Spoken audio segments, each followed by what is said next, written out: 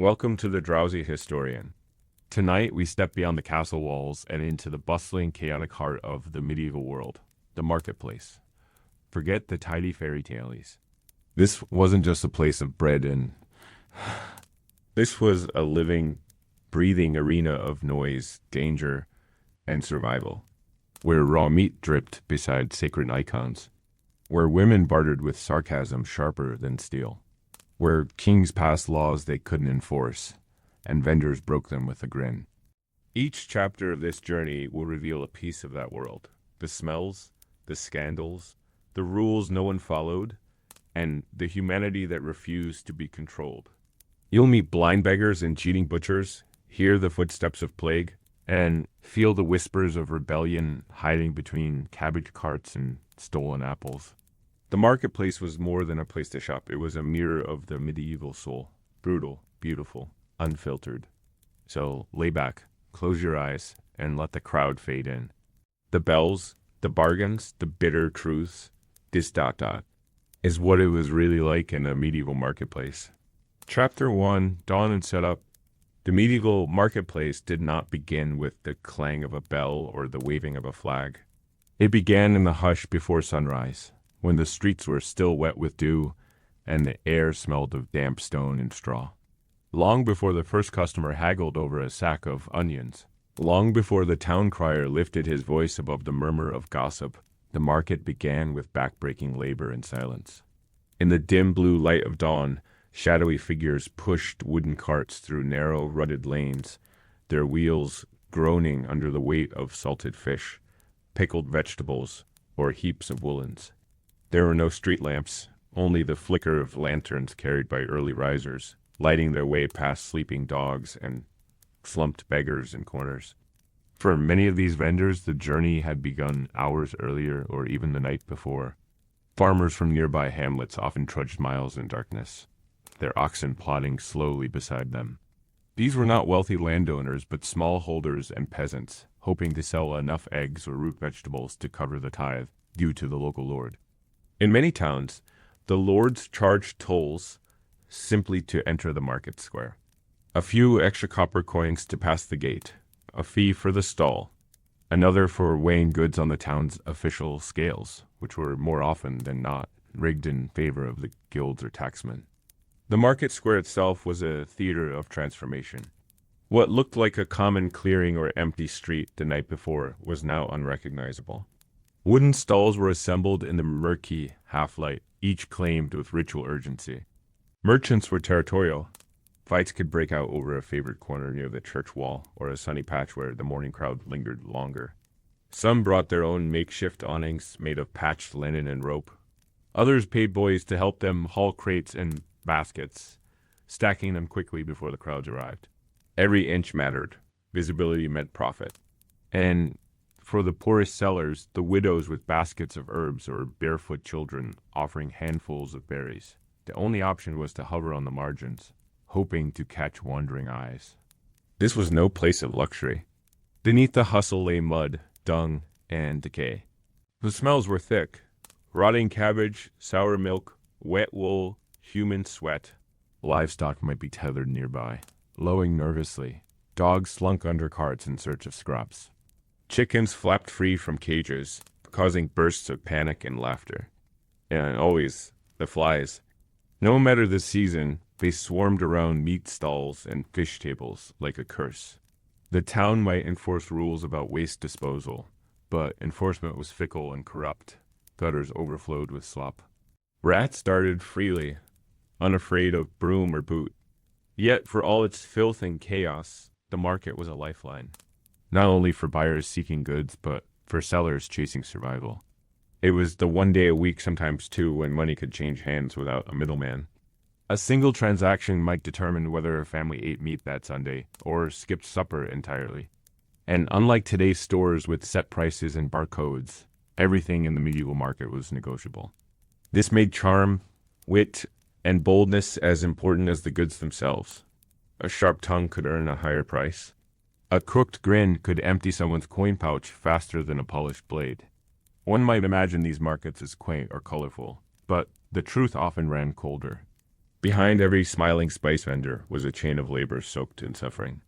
Cinnamon did not arrive without sailors dying at sea or slaves loading ships in Alexandria. A bundle of cloth represented weeks of labor by women bent over looms until their fingers bled.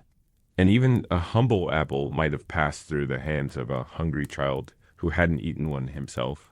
This was an economy that masked desperation with bustle, hiding pain beneath its noises and smells. Even the laws favored those who already had power.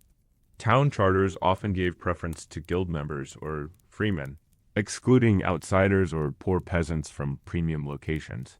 A butcher without a license could be fined, his goods seized. A woman selling without her husband's name attached to the stall might be accused of witchcraft or fraud.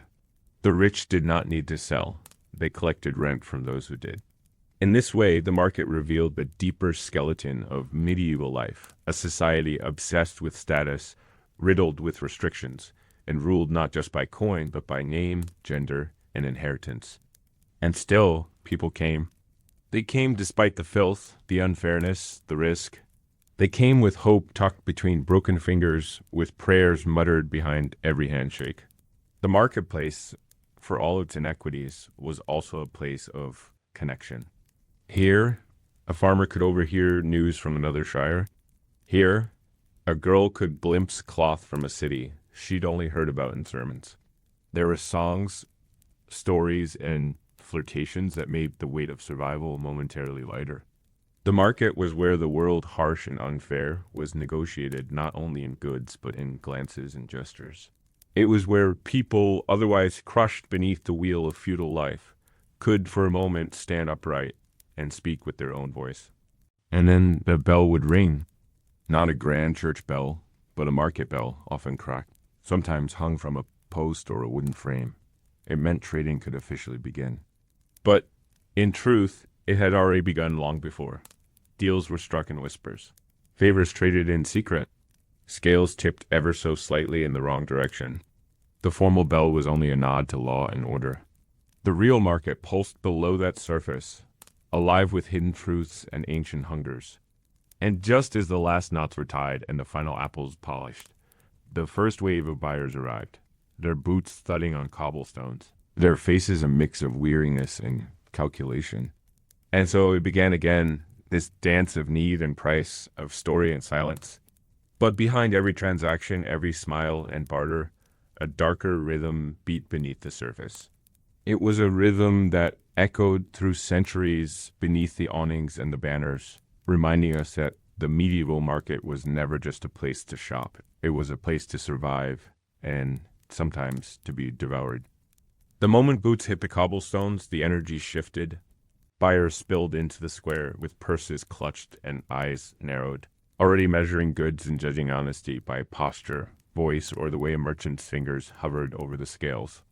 In a world where coins were precious and hunger often sat beside you at dinner, trust was not a given. It was earned, if at all, or demanded by force of reputation. There were women with baskets of dried herbs, mothers pressing toddlers to their sides as they bartered for bread, and men fresh from labor hoping to trade eggs or firewood for salt. Some came not to buy but to listen, to gather news, or simply to exist among others. In a society that stifled most social life under the film of toil and church regulation, the market was one of the rare places where all classes, for a brief moment, brushed shoulders. The richer townsfolk, shopkeepers, guildmasters, or minor officials walked with a different air. They inspected goods more than they touched them, sniffed cheese and frowned, turned over apples with disdain. But even they played the game of haggling, if only to assert dominance. Behind their judgment, however, was the same urgency everyone felt. Inflation was not a modern curse. A poor harvest or a war nearby could double the price of barley in a month. Coins were clipped at the edges by thieves. Debts hung like smoke over many homes. Every copper spent was weighed not only against hunger, but also against what one might need tomorrow if a child fell ill or the landlord demanded early rent. Children moved like shadows through the crowd. Some truly helped their parents, but many were there for different reasons.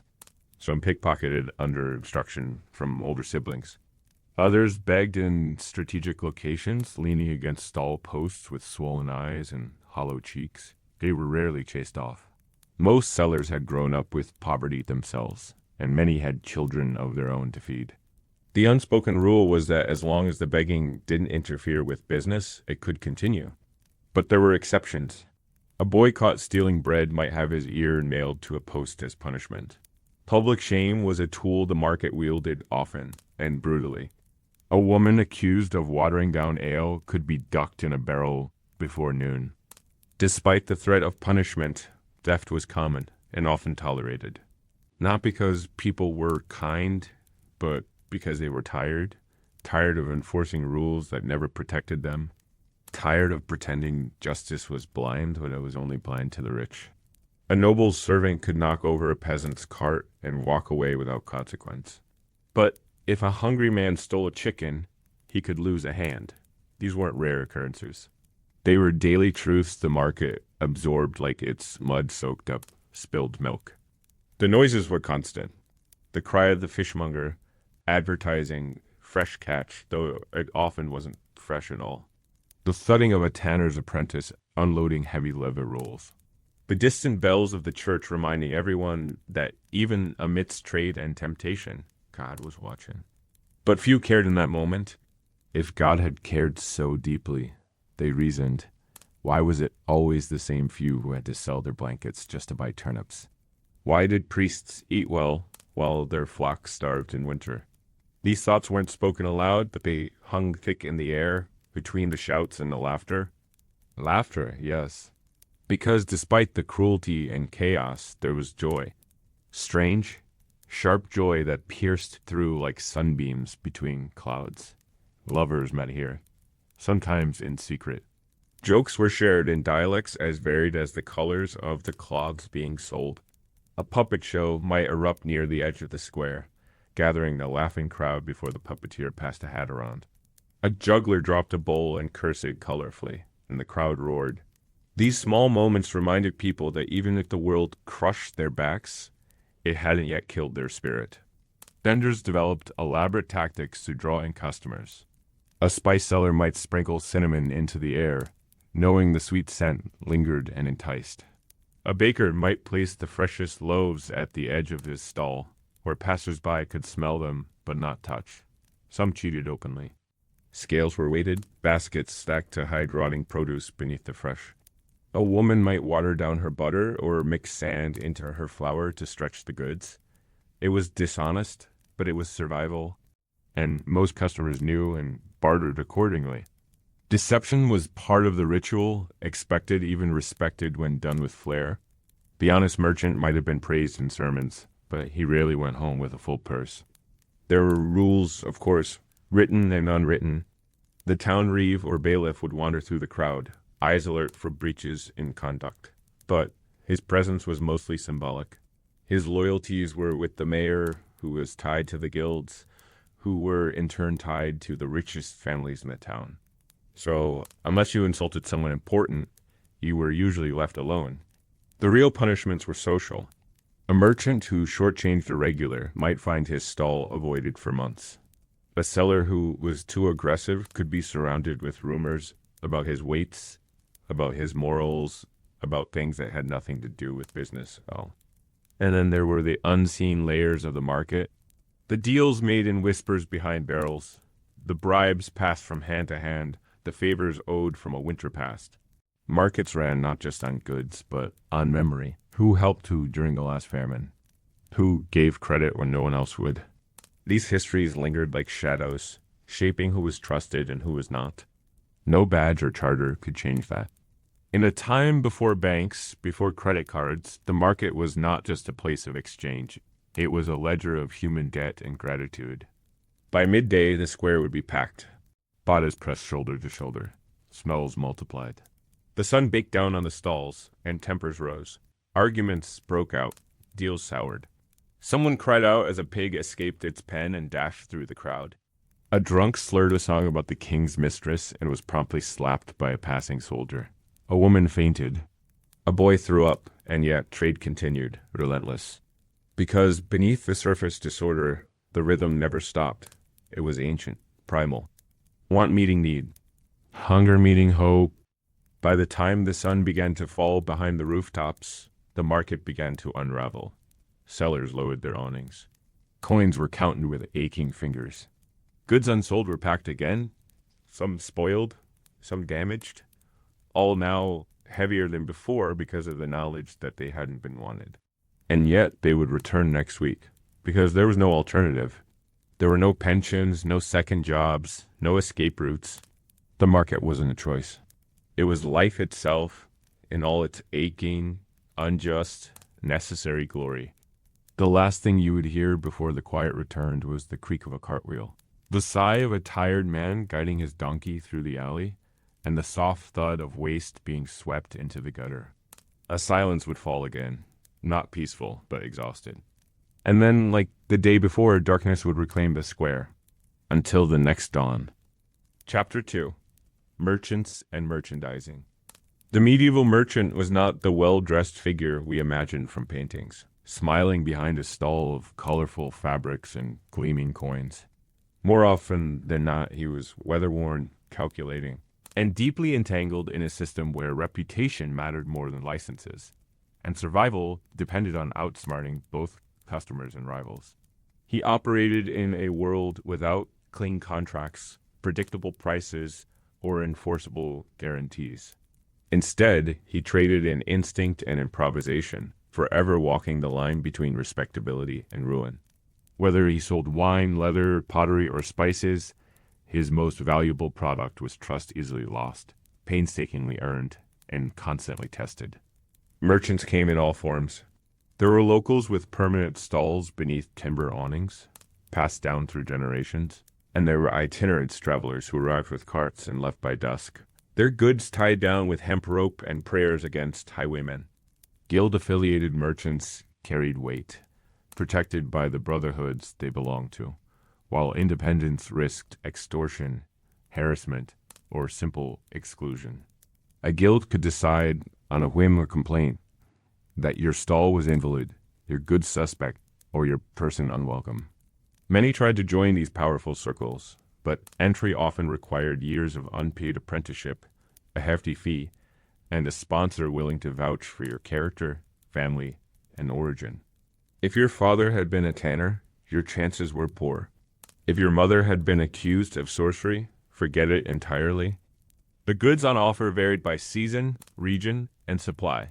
In England, a merchant might sell woolen cloaks, beeswax candles, or salted herring. In France, you might find olives from the south or claret wine in jugs sealed with wax. In German towns, smoked sausages hung beside wheels of hard cheese and hand-forged tools.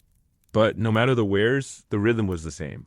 Arrive early, claim space, set prices high, drop them fast. Profit margins were thin and demand was fickle. A storm could empty the square. A rival's cheaper inventory could have your earnings. A rumor about your goods being cursed or stolen could destroy you by sundown. To succeed, a merchant needed more than wares. He needed presence. Voice, posture, and performance were part of the job. A butcher might loudly declare the quality of his meat while waving a cleaver in rhythmic flourishes, not just to attract attention, but to intimidate competition. A cloth merchant might lay his bolts of dyed linen just so, letting the sun catch the sheen while offering free samples of thread to passing tailors. They had to be loud, but not obnoxious, firm, but not arrogant. Too soft, and they were cheated. Too harsh, and they were hated. It was an exhausting balance, played out week after week. Dishonesty was expected. There was no central regulation to inspect goods. A flask of imported oil might be half pig fat. A sack of flour could be padded with ground bone. Spices were especially ripe for fraud. The demand for pepper, saffron, cinnamon, and cloves was sky high among the upper classes, and few buyers knew what the real thing looked or smelled like. So bark was shaved, seeds were dyed, powders were mixed with brick dust. Some merchants knew exactly what they were doing. Others had been cheated themselves by wholesalers and passed the fraud downstream just to break even. There were darker truths too. Many goods on medieval stalls had bloody origins. Dyes for fabrics, especially red or deep blue, required insect shells or rare minerals mined by slaves. Salt was scraped from dangerous marshes where men died from disease and drowning. Leather came from animals flayed and soaked in urine for days. And foreign goods, silk, ivory, sugary, relied heavily on human exploitation along their journey. Slavery, both direct and indirect, was stitched into nearly every trade route, though merchants rarely spoke of it. As long as the shipment arrived and the profit was good, no one asked how many backs broke to carry it. The social perception of merchants was complex. On one hand, they were envied. They traveled, they spoke of faraway cities, they handled precious goods. On the other, they were distrusted. The church often warned that merchants valued money above salvation. Some theologians considered excessive profit sinful. A merchant who sold goods above a just price could be accused of avarice, yet everyone needed them. Even lords bought spices. Even abbots needed parchment and ink. This contradiction dependence mixed with disdain shaped the way merchants lived. They were tolerated but rarely celebrated, respected but not embraced. And when things went wrong, a plague, a shortage, a fire, they were often the first to be blamed. Women also participated in trade, though their presence was more regulated and scrutinized. Widows might run their late husband's stall, and some were fiercely successful. In London and Bruges, records show women who specialized in cloth, ale, and dairy, building mini empires from a few baskets of goods. But they walked a fine line. A man haggling hard was shrewd. A woman doing the same was mouthy or suspect. The line between merchant and improper woman was razor thin, especially for those without male protection. Accusations of witchcraft or moral looseness could come from a single complaint. Power did not forgive ambition in women. It punished it. Rivalry between merchants could turn ugly fast. Price wars were common, so were whisper campaigns. A merchant might pay children to spread rumors that his neighbor's bread was made from spoiled grain or that his apples caused stomach sickness. In worse cases, violence broke out. There are records of carts being sabotaged, stalls being burned, even rival merchants being poisoned. Justice in such cases rarely favored the victim. Bribes to magistrates were cheaper than court trials, and if your opponent had a friend on the guild council, your fate was sealed before the ink dried on the complaint. Even the idea of fixed pricing was largely non-existent. Every deal was personal. A buyer's clothes, accent, age, and perceived gullibility all affected the quote they got. Locals often fared better. Outsiders were charged double. And foreigners, even those from the next town, were easy targets. Accents invited exploitation. Merchants might use a fake dialect to mask their origin or pretend not to understand in order to manipulate a negotiation. The marketplace was not just a bazaar of goods, it was a theater of lies, performances layered atop survival. And yet, for all the trickery and tension, merchants kept returning. They had to. No farm to fall back on. No noble title to rely on. Just goods, guts, and grit. Their lives were wagers made weekly, measured in coin and risk. The marketplace offered no insurance, no forgiveness. You could be ruined by weather, rumor, or a misstep. But ruin in one town often meant a new name, new cart, new stall at another. The road called again, and the game restarted. Because in a world that gave most people no choice, the merchant at least gambled with his own hand, even if the house was always watching. And so the cycle repeated, but with layers few outsiders understood. Beneath the surface of trade, medieval merchants followed an unspoken code of conduct, not bound by law, but by mutual fear, opportunity, and necessity. If you sold salt and your neighbor sold wine, you might keep peace. But if both of you sold barrels of dried beans, the market wasn't big enough for two. Those conflicts didn't play out in court. They played out through veiled sabotage, rumors seeded by apprentices, or subtle boycotts whispered to loyal customers. There were no corporate monopolies, but there were territorial instincts just as fierce. And breaking an understood boundary, offering a rival's product at a lower price, for instance, could trigger retaliation far beyond harsh words. Within guild systems, things grew even more complicated. The guilds were meant to protect quality and maintain fairness, but they often functioned as medieval cartels. They set prices, restricted entry, and manipulated scarcity. A butcher's guild might decide how many pigs could be slaughtered each week, ensuring that prices stayed high regardless of demand. A candlemaker's guild might fine anyone using unapproved wax, not out of concern for health, but to eliminate cheaper competitors. These policies weren't democratic. The oldest members held the power, and newcomers were expected to obey, donate, and wait their turn. If a young merchant spoke too boldly or challenged the rules, he might find his tools stolen, his stall revoked, or worse, his name struck from the guild record, leaving him unemployable overnight. For traveling merchants, the challenges were different, but just as severe. Every town had its own tolls, taxes, and inspection systems. A merchant might be charged to enter the town, to rent a stall, to weigh goods, to sell goods, and again to leave the town gate. Some towns invented new fees on the spot, especially if the merchant looked foreign or inexperienced. There were no standard units of measurement. What was a pound of grain in one market might weigh 30% more than the next. Scales could be tampered with, and no authority cared unless someone important complained. Even language was a weapon. If you didn't speak the dialect, if you stumbled over a local term, you could be ridiculed, overcharged, or outright banned from trade. For a man whose entire stock depended on a single fare, that meant disaster. But many merchants learned to adapt. They used coded symbols carved into crates to identify their goods without revealing them to competitors. They hired local boys to act as translators or guides, slipping them coins and promises of more. Some paid protection money, not to the town guard, but to organized groups of strongmen who ensured their stalls weren't vandalized or their goods stolen during the night. This protection often came from the same men who caused the threat in the first place. But even extortion had its rules, and if a merchant paid regularly, he could expect to finish the season with most of his profits intact. It was better than trusting luck. One might expect these markets to foster innovation, but in truth, they stifled it. New methods, new products, even new recipes were often met with suspicion.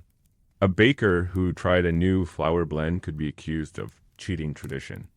A weaver using imported dyes might find his fabric slashed in the night by jealous locals. Stability was prized above advancement. Most buyers wanted what their parents had bought. Change brought risk, and in a world always one harvest away from hunger, risk was fear. This fear extended to knowledge. Merchants who became too educated, those who read Latin, counted in Arabic numerals, or corresponded with foreign traders, were quietly resented. Their skills hinted at upward mobility, something the feudal world loathed. A merchant with too much success became dangerous, not to the poor, but to the old powers. This hostility could escalate into real danger. Merchants were sometimes accused of hoarding during times of scarcity, even if they had nothing to do with the shortage. In famines, mobs stormed market stalls, accusing traders of hiding food to drive up prices. These weren't always baseless claims. Some merchants did hide stock, waiting for prices to peak before unloading it. But others were scapegoats, caught in the middle of a collapsing system. The crown taxed them, the townsfolk distrusted them, the church preached against their greed, and yet they were the ones expected to keep goods flowing, to keep people fed. Their success was always provisional. One bad season, one unlucky theft, one wrong word, and their standing evaporated. Not all merchants were men. While officially limited, women found ways to enter and shape trade in meaningful ways. In towns like Paris or York, records show women controlling markets for dairy, eggs, ale, and textiles. Some became wealthy widows, running entire operations from back rooms while employing male relatives as figureheads.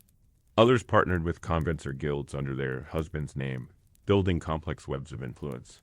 But power did not shield them from danger. A successful woman merchant could be envied, accused, or targeted. Jealous rivals might spread whispers of adultery or dealings with the devil. In many markets, one rumor was all it took for a woman's goods to go unsold, her stall boycotted, her reputation shredded. Religion hung over all this, not as a shield, but a shadow. The church warned constantly about the sin of usury charging interest on loans. Merchants who extended credit were watched closely. A market preacher might rant against greed, naming no one but staring directly at a known spice dealer. Yet those same clergymen bought goods on credit, asked for free samples, and blessed fairs that donated to the local abbey. The hypocrisy was not hidden, it was embraced. If a merchant gave enough to the church, his sins were forgiven. If he didn't, they were exaggerated. And still, the stalls remained full, the trade continued, the contradictions stacked like barrels in the back of a cart. By the end of the day, the merchant was both hero and villain. He had fed the town, cheated a traveler, donated to the poor, shortchanged a rival, argued over scales, and perhaps lied more than once. His work was neither noble nor shameful. It was survival, sharpened by experience and stripped of illusion. The merchant didn't dream of wealth, not truly. He dreamed of not falling behind, of not being ruined by a law he didn't understand, a tax he couldn't pay, or a rumor he couldn't stop. He dreamed of breaking even, maybe saving enough to buy security, which in his world meant nothing more than a roof that didn't leak, and a belly that stayed full until next week. As the carts rolled out and the sun dipped behind the church spire, the merchant packed his last wares with sore fingers. He counted his coins not with joy, but with calculation. How much for bread? How much for next week's stock? How much for bribes, repairs, or debts? There was never enough. But there was always just enough to return. That was the cruel truth of it. The market did not reward excellence. It punished failure just slowly enough that you believed you could outpace it. And so he did what he had done for years, what he would do again. He pulled down the canvas, folded his table, and vanished into the dusk. Another merchant swallowed by the road, chasing fortune one stall at a time. Chapter 3. Coinage, Credit, and Barter. In the medieval marketplace, money was not the clean, universal instrument it pretends to be today. It was flawed, inconsistent, and deeply political. Every exchange, every hunk of bread sold, every sack of grain measured, every bolt of cloth folded, was haunted by questions of worth. What counted as fair payment? Who got to decide? And what if the money in your pouch wasn't money at all, or worse, was money that someone else had already declared illegal? The truth was that beneath the visible trade of goods ran an invisible current of anxiety about the value of everything, including coin itself. The common medieval buyer rarely had access to gold or silver in significant quantities. The coin of the realm was usually copper, thin, worn, and suspiciously light. Coins were clipped shaved at the edges by desperate hands trying to stretch a little more value from a guying purse. In theory, this was a crime punishable by death. In practice, it was nearly universal. Even nobles carried clipped coin. The tools for shaving metal were easy to hide, and punishment only came if you clipped too boldly or passed a fake coin to the wrong person. You could walk through a market and feel the edges of a dozen pennies, none quite the same diameter, none quite the same weight. And the moment someone raised an objection, a shouting match could erupt. More dangerous than clipped coin was foreign coin. Medieval Europe was a patchwork of currencies. A silver penny in one town might be refused in another. Traders traveling from Italy to France carried bags full of different coins, each acceptable only in specific regions. Some markets had money changers, men who sat behind small wooden tables and offered to exchange coin for a fee. But these men were often distrusted, seen as parasites who skimmed profits and manipulated rates for personal gain. They were essential but resented. A traveler without the right coins might find himself stuck, unable to buy bread because no one recognized the images stamped on the silver. And even when coins matched the expected type, their value shifted constantly. There was no central banking, no agreed upon market value. A copper groat might buy you a loaf of bread in one town and barely a turnip in the next. Inflation was rampant, especially during famines or wars. In some cases, the king himself devalued the currency, mixing base metals into coins or reissuing new money to pay off debts while declaring the old version worthless. These royal manipulations ruined lives overnight. A man might save for months only to find his savings declared void by decree, with no recourse and no explanation. The power to mint coin was, in effect, the power to rewrite reality. and it was used liberally. Faced with such instability, many traders turned to credit or barter. Credit was surprisingly common, even among the poor. A trusted buyer could take goods today and promise to pay next week, next month, or the next fair. These arrangements were rarely written down. They relied on personal memory, social pressure, and fear of reputation loss. If a man failed to pay, the merchant might tell every other trader in the square. The debtor would find himself unable to buy even a jug of ale, shunned by a community that relied on fragile trust to function. But this system cut both ways. A merchant who cheated a regular buyer, or who raised prices after an agreement, could be boycotted in turn. In a world without contracts, character was currency. Of course, credit had its dangers. A failed harvest, a sick child, a sudden tax, any of these could prevent repayment. And while some merchants allowed grace, many did not. Debts could spiral quickly. A man who owed 1 sack of grain might find himself paying back 3 over time. Interest wasn't supposed to exist. Usury was a sin, condemned by the church and enforced by law. But the rules were easily bent. Instead of charging interest, traders added fees or demanded gifts or altered the weights and measures at the next transaction to compensate. Everyone knew it was interest. Everyone pretended otherwise. Barter was another solution, but it came with its own complications. Exchanging eggs for nails or wool for bread required careful calculation and agreement on comparative value. Disputes were frequent. Was 10 apples really worth 1 chicken? Could a day of labor be traded for a jug of oil? Some goods like salt held steady value. Others fluctuated wildly. Barter was easier in small villages where relationships were long-term, but in larger markets, especially with strangers, it often fell apart. Still, many people survived entirely by barter, never seeing a coin from one season to the next. In this way, the medieval economy was not cash-based in the modern sense. It was a living, breathing dance of needs and favors. Market officials, where they existed, were supposed to monitor transactions, punish fraud, and maintain order. In reality, they often added to the chaos. Some demanded bribes to ignore clipped coins. Others used their authority to settle disputes in favor of friends. Money changers, reeves, and inspectors were part of the system, but they rarely brought stability. They represented power, not justice. A rich merchant could offer a gift of cheese and wine and have his weights certified without inspection.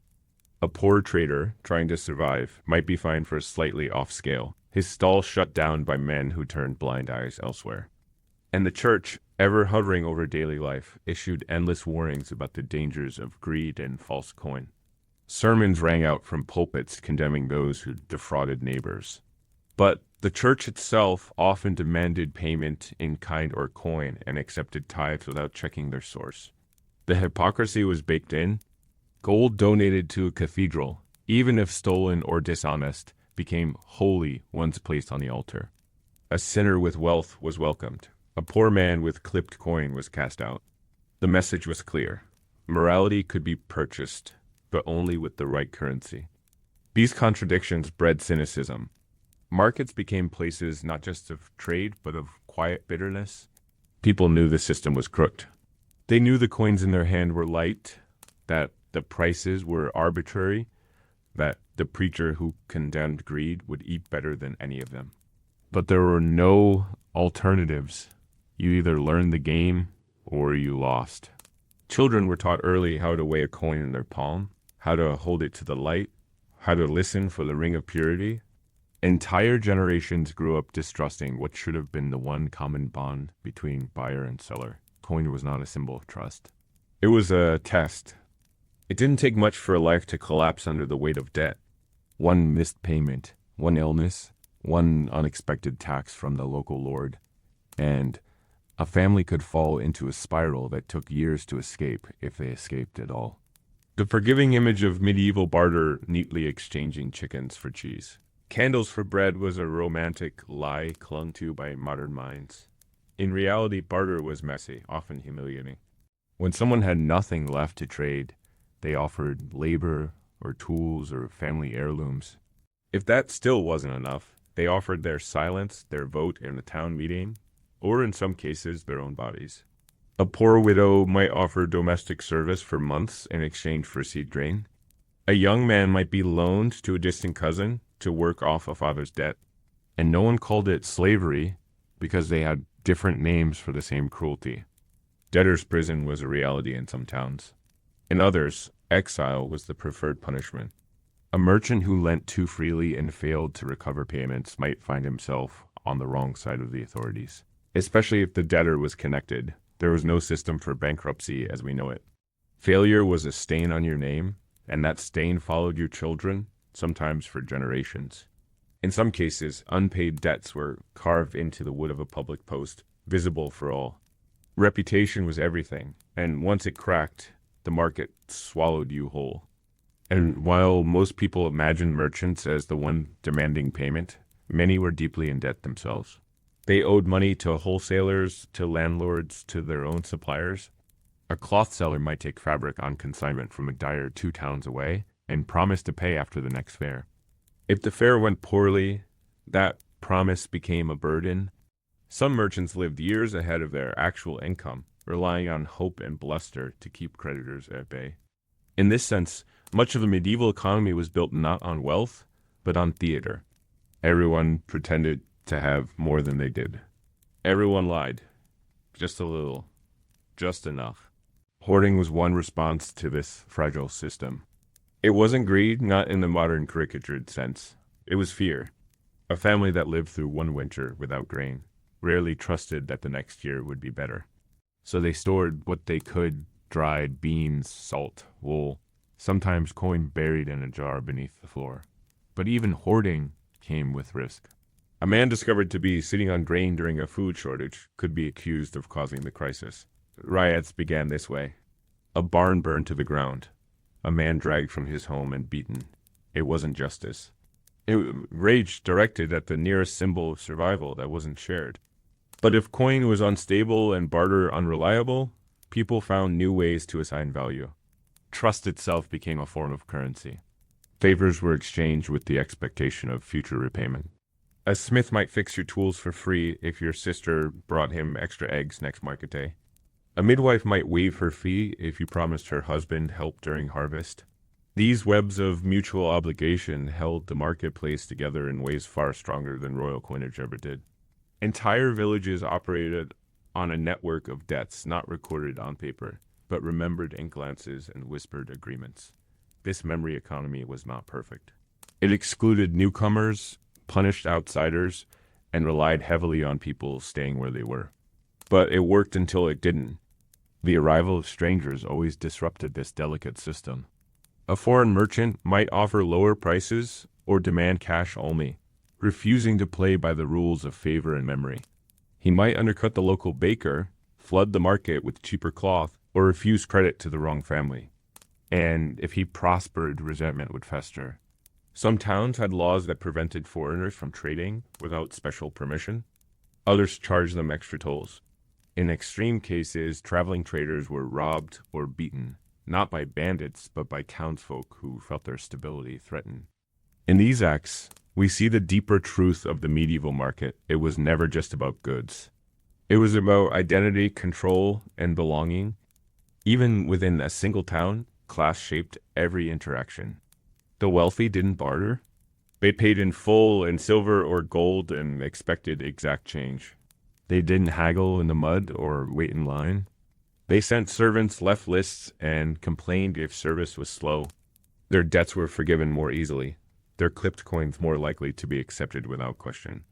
The poor, by contrast, had to explain themselves. Why were they buying a second candle? Couldn't they mend their own boots? Did they really need meat this week? Markets were full of eyes, judging every purchase, especially when made by someone who wasn't expected to afford it. Women navigating this world had to be especially shrewd. A wife sent to buy vegetables had to know how to stretch every coin without appearing too desperate. A widow selling pies had to balance charm with distance. Too warm, and she was accused of seduction. Too cold, and she was ignored. Women rarely handled large sums of coin, but they often controlled the daily economy of their households, making hundreds of decisions each week that shaped their family's survival. They remembered who had given them fair deals last winter, who had tried to cheat them, and who had offered credit when no one else would. These small acts, unseen and undocumented, carried as much weight as any royal charter.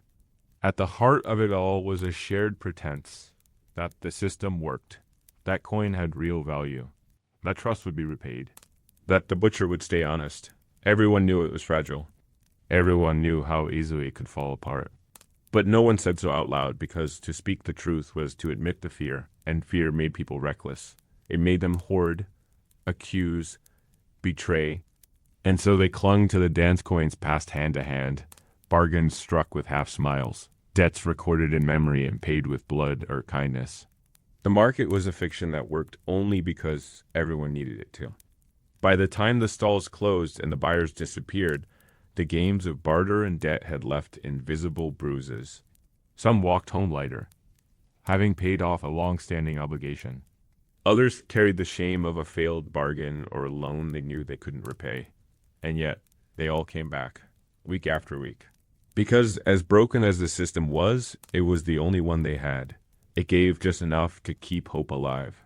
And in a world where kings could change the value of your savings overnight, where a coin was sometimes worth less than a loaf of trust, hope was perhaps the most valuable currency of all.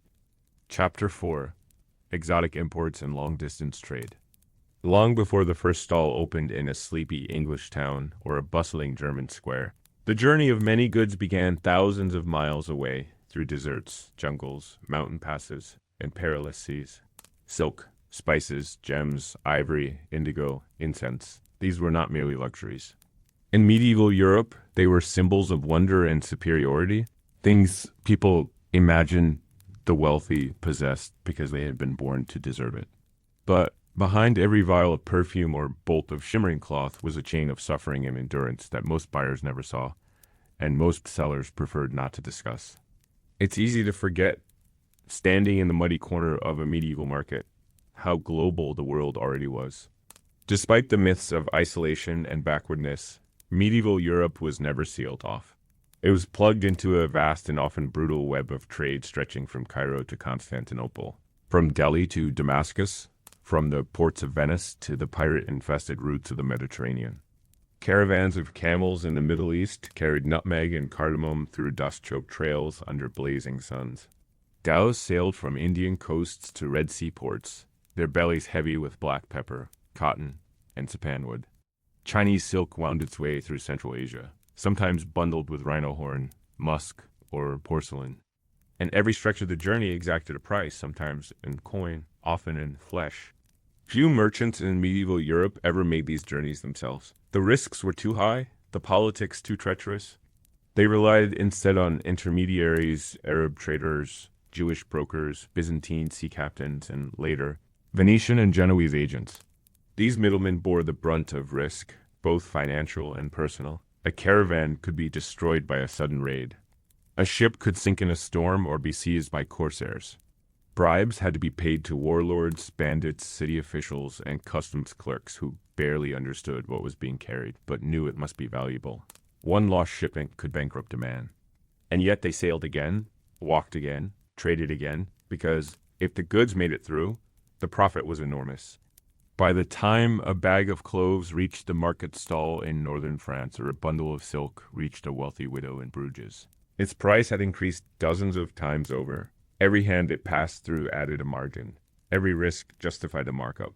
What began as a spice bought in a coastal Indian village for the price of a goat might end up costing more than a week's wages for a skilled artisan in Europe. And still, people bought. Not in bulk, of course. Spices were sold by the gram, by the pinch. A merchant might keep them in tiny glass vials, displayed like relics. One pinch of saffron, one pearl, one bead of amber. These were conversation starters, symbols of status, and tokens of a world most would never see. But for all the mystique, much of this trade was built on violence. Slavery greased the wheels of global commerce.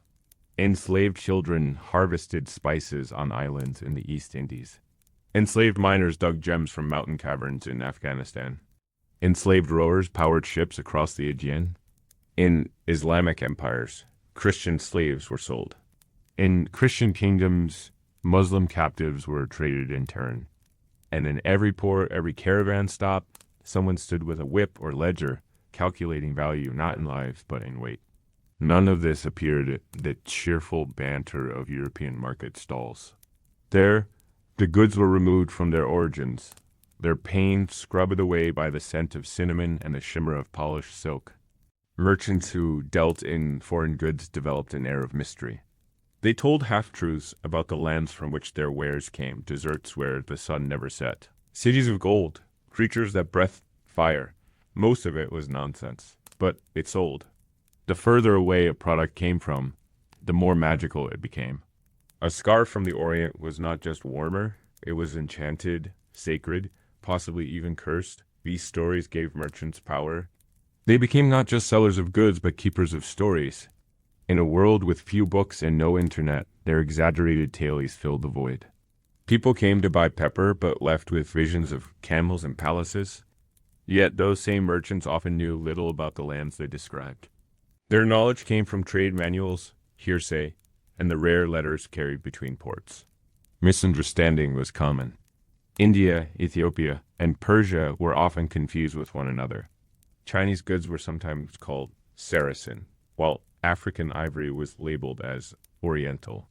But accuracy didn't matter. What mattered was aura. A product was exotic because it was far away, and being far away made it rare, and being rare made it valuable. That simple logic overrode all else. The church took a conflicted stance on all this. On one hand, it condemned vanity, luxury, and foreign influences.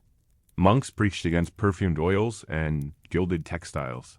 Priests warned that spices might awaken lust, or that silks could breed pride. On the other hand, bishops themselves bought these goods. Monasteries traded in saffron. Cathedrals displayed gold-threaded tapestries. Crusaders returned with silks and gems, claiming them as holy trophies. The same clergy that denounced foreign corruption often bathed in rosewater imported from Damascus. What this trade really did, quietly, gradually, was erode the illusion of a simple Christian world. A woman in York cooking with cinnamon was linked, invisibly, to the hands that packed it in India. A nobleman in Paris wrapping himself in silk shared a thread with looms in Hangzhou. And though they didn't speak of it this way, people began to understand dimly that their world was not the center of things. There were other powers, other gods, other luxuries. The goods carried those truths inside them like seeds. And in time, those seeds would sprout into curiosity, envy, and conquest. But in the medieval moment, in the marketplace, the arrival of a spice merchant was still a small miracle. People gathered to watch the unpacking of crates, to breathe in unfamiliar smells, to finger claws softer than anything they had worn before. Children stared. Women whispered. Men asked the price and winced. They wouldn't buy. Not this week. Maybe at the festival. Maybe when the next ship came in. But they dreamed. And in those dreams, however distant the world beyond the village gates became just a little more real. As the appetite for foreign goods grew, so too did the dangers that followed them. With every shipment of spices or fine cloth came the silent threat of fraud, exploitation, or outright violence. For the average medieval consumer, these goods seemed to come from thin air, arriving in sealed boxes or colorful sacks carried by men who spoke of cities across the sea. But behind those goods was an invisible war of monopolies, deceit, and blood. The European demand for the East didn't just fuel trade. It fueled obsession, and obsession, in time, would become conquest. One of the more overlooked consequences of long-distance trade was the rise of forgery. A merchant might claim his pepper came from India when it was really a mixture of crushed berries and ashes. Saffron, one of the most expensive commodities by weight, was often stretched with dried marigold petals. A spool of Chinese silk might be local flax dyed with beetroot and stretched until it shimmered. There were no labs to verify purity, no universal testing standards. Buyers relied entirely on trust or the recommendations of wealthier neighbors who had tasted the real thing, and merchants knew this. They exploited it. The same trader who sold genuine cinnamon to a noble might peddle bark to the poor, each product carrying the same story, the same mystique, but wildly different worth. Sometimes these fakes were discovered, and when they were, the punishments varied wildly. In a town where a merchant had friends on the council, he might be warned privately. In another, he might be fined publicly or banned from future trade. There were even markets where a merchant caught selling fake spices could be paraded through the streets. A sack of his counterfeit goods tied around his neck, a sign of shame swinging from his chest. But often the crime went unpunished. The system was built not on honesty, but on volume. If enough people bought the story became true. But not all conflict was economic. The trade in foreign goods created sharp tensions between social classes. The wealthy could afford silks, perfumes, and rare dyes, but their display of these items became a provocation.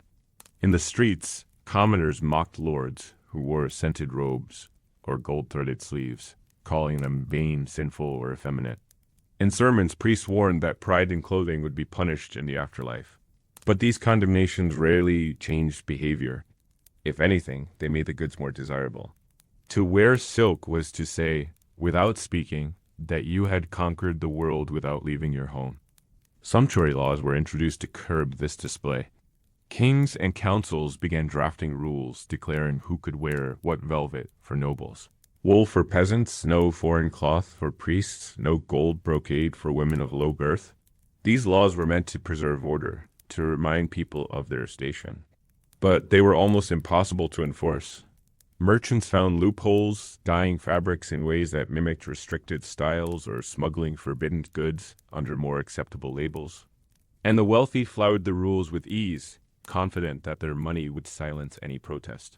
The more success a town had in hosting foreign traders, the more it attracted envy and danger. Port cities that welcomed exotic goods became magnets for piracy, invasion, and imperial interference. In southern Italy, wealthy markets were plundered not just by raiders, but by rival city-states seeking to control trade routes. Venice fought bitter wars for access to eastern ports. Genoese traders bribed sultans to secure monopolies. Kings and popes, watching from afar, began to see that controlling the source of these goods was more profitable than merely taxing their sale. What began as fascination turned to greed, and greed turned to plans. It wasn't enough to wait for silk to arrive, it had to be claimed, seized, owned.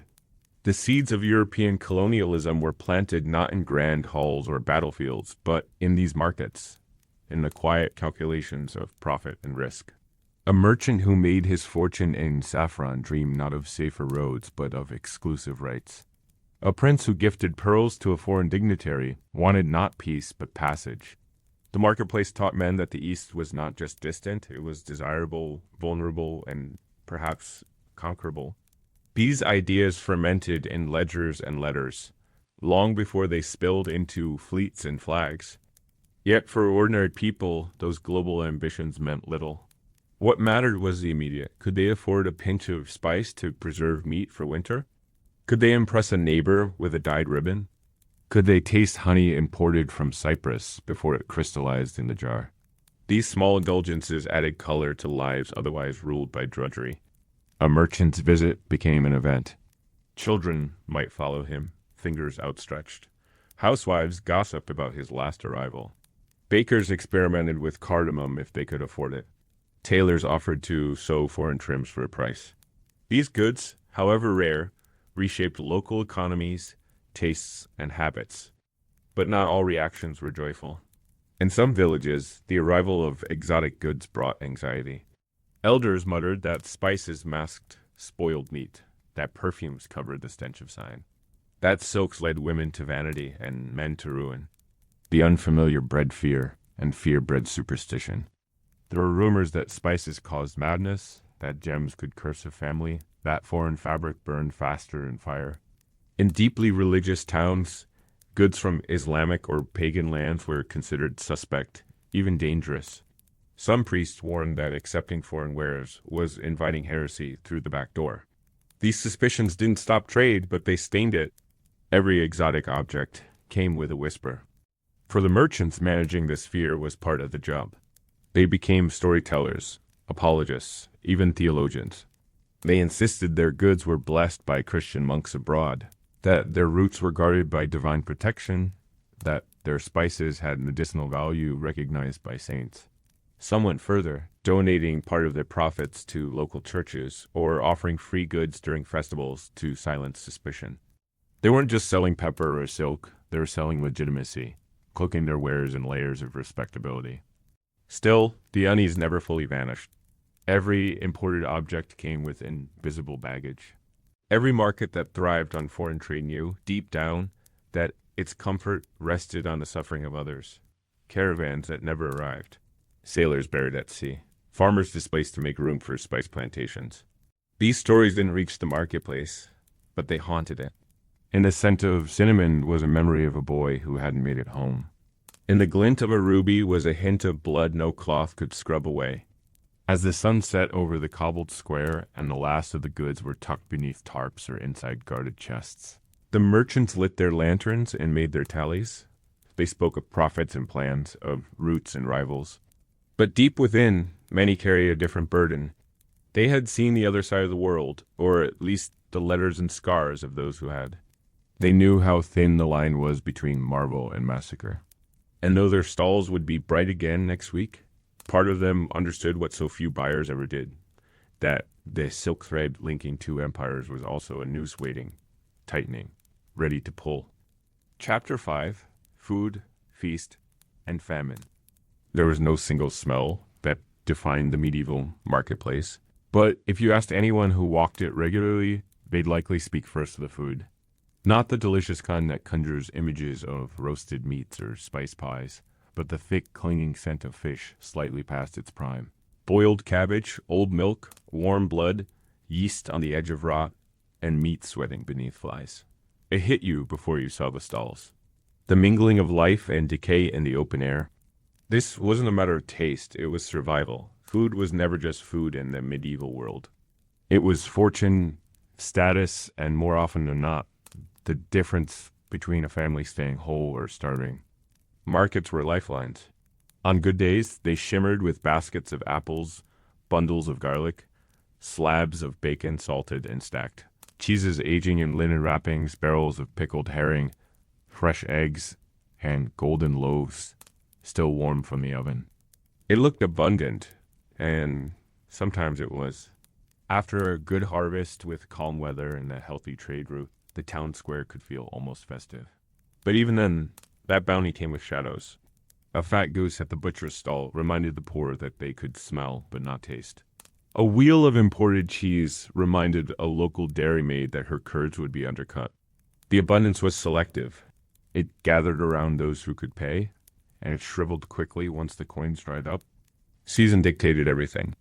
In summer, the food stalls burst with colored cherries, radishes, herbs, much of it wilted by noon. In autumn came onions, squashes, root vegetables, and salted meats. But in winter, the market changed. It grew quieter, more desperate. The bread grew smaller. The salt fish stretched longer. Fruit vanished entirely unless dried or stewed beyond recognition. Poor families scoured the outer stalls for bones to make broth. Vendors sold porridge crusts, fish heads, and cabbage cores. And every buyer knew the same truth. If you hadn't stored enough by late autumn, you weren't buying in January. You were praying. Food preservation was crude at best. Salting, smoking, drying, these methods worked, but not forever. Salt was expensive, smokehouses took time, and dried goods invited weevils and rot. Barrels of fish might open to reveal a sour stench, ale soured, flour molded, and yet merchants sold these goods anyway. They scraped off the worst. They masked smells with herbs. They soaked meat in vinegar or beer to revive it. Buyers weren't fooled, but they were hungry. The question wasn't, is it fresh? It was, can I survive this? People built stomachs of iron not because they were stronger, but because they had no choice. The market had its theater, especially among bakers and butchers. A baker might sing as he flipped loaves with a paddle, dusting flour in the air like snowfall to attract attention. A butcher might display his finest cuts on a polished board, the bright red of fresh meat a signal of trust. But behind the charm lay pressure. Bakers were often accused of cheating weight, hiding stones in loaves, or using spoiled grain. Butchers were suspected of slaughtering sick animals, or worse, stealing livestock. Fines were issued, stalls temporarily shut, names whispered with disgust. Still, the very next week, the same stalls reopened, and the same hands exchanged coin. The church loomed over the food trade, as it did over everything else. Feast days and fast days shaped supply and demand. On Fridays and during Lent, meat stalls saw drops in business, while fishmongers thrived. But this religious control only fed corruption. Some butchers bribed officials to classify lamb as fish in desperate times. Some merchants sold beaver tail, a fatty, meat-like delicacy from riverbanks, as aquatic, because it technically lived in water. It was absurd theology, but it worked. The church pretended to guide consumption, but the stomach always found loopholes. Social class carved deep lines into the food market. The poor didn't simply eat less, they ate different. Offal, gruel, pottage, black bread made from rye or barley. These were the daily meals of laborers and their families. Meat was a festival dream, maybe twice a year, ale, watered down, cheese, hard as stone. The wealthy, in contrast, could summon foreign spices, white bread, pastries, roasted fowl, almonds, sweetened wine, and sugar loaves. Their kitchens took from every corner of the market. A noble's meal might contain the labor of 10 different vendors, none of whom would taste the meal themselves. And when leftovers were thrown out, it wasn't to the poor. It was to the dogs. Women were everywhere in the food stalls. They sold cheese, eggs, herbs, honey, and homemade ale. Some were widows trying to scrape by. Others were part of family networks that stretched across neighboring towns. They remembered who bought what, who haggled rudely, who returned spoiled goods. Their knowledge wasn't written, but it was precise, and they competed fiercely. A new cheesemaker setting up shop might find her goods bad-mouthed by rivals before she'd sold a single wheel. Success bred envy, and envy bred sabotage. Baskets were tampered with. Scales were nudged. Rumors were planted. And sometimes a woman simply vanished from the market. Her stall empty, her goods forgotten. Famine was always waiting at the edges. Not every year, not every decade, but when it came like a scythe. One cold spring, one pest infestation, one war marching through wheat fields, and the entire supply chain shattered. Prices doubled, then tripled, then food stopped arriving at all. In the market, panic set in. People fought over moldy bread. Rats grew bolder. Guards had to be stationed at grain stalls. Theft was rampant. Punishment was brutal. And still, people starved. In some towns, famine drove families to eat shoe leather, straw, or worse. Markets that once buzzed with color turned gray with despair. And the wealthy? They simply paid more. They hoarded in locked pantries and cellars, guarded by men with clubs. Starvation was not equal. It never was. These experiences lived in memory.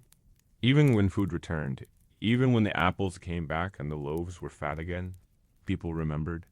They bought in fear. They stored what they could. They eyed the skies, watched the rivers, counted their jars and sacks and salted meats, not with joy but with suspicion. In this world, feast was temporary. Famine was always close.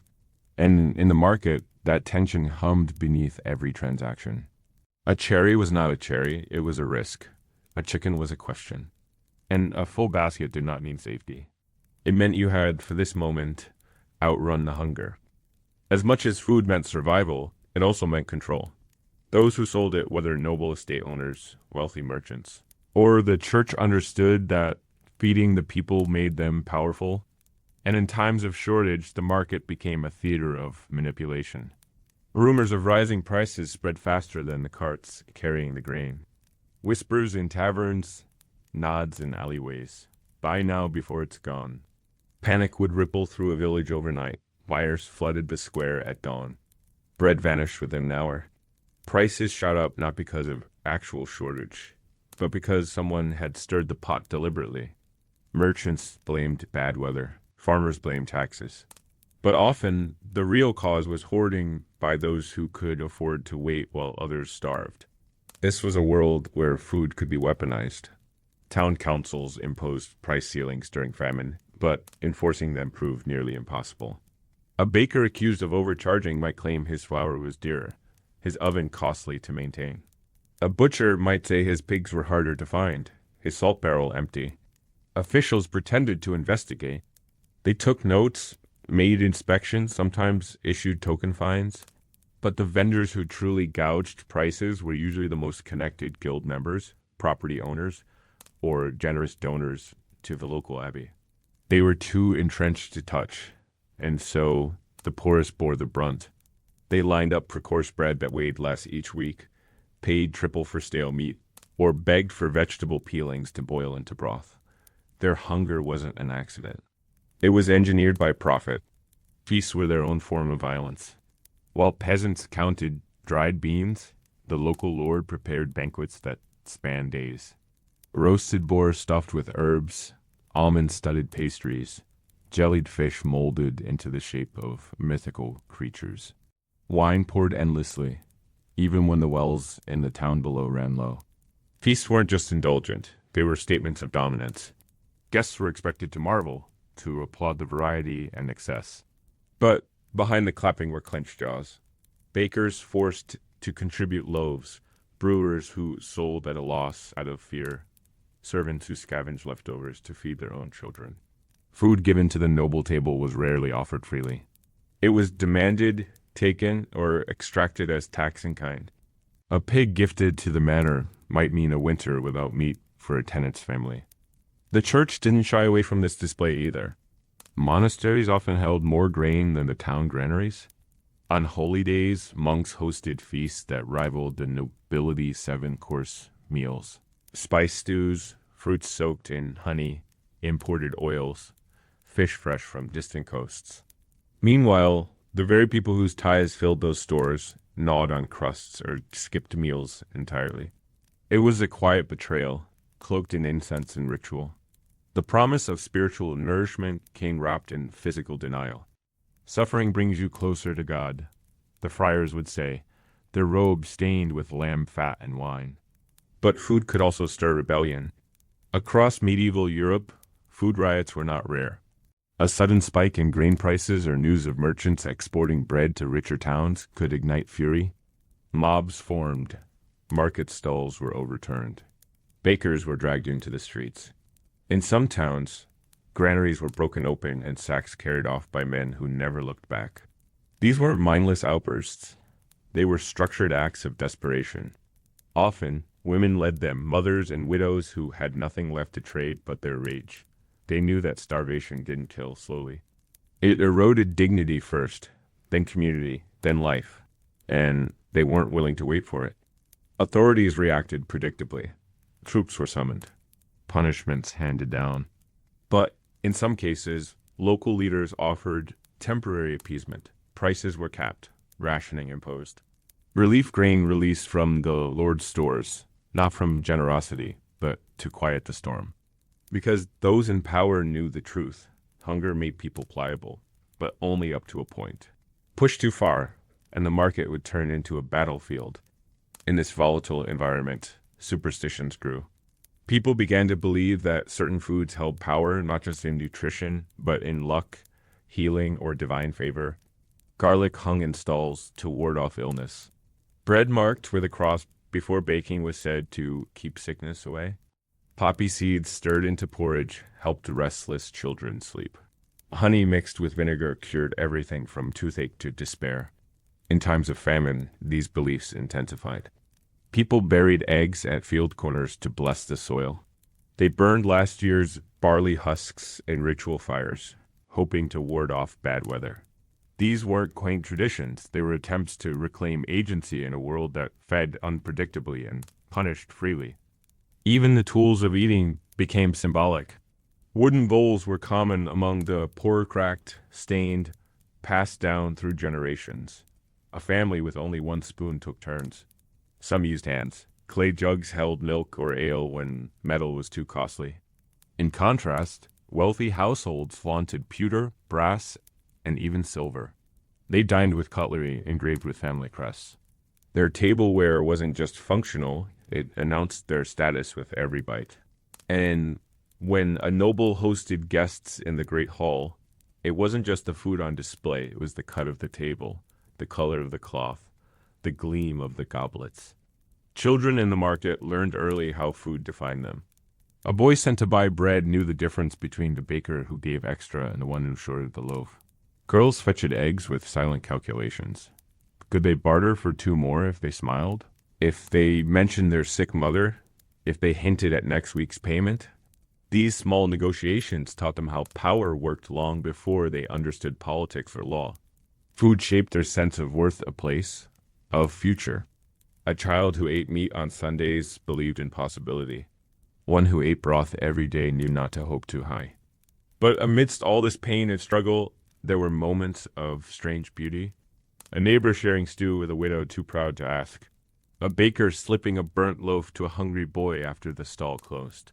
A woman throwing herbs in a cracked pot by the alley and handing them out for nothing but thanks.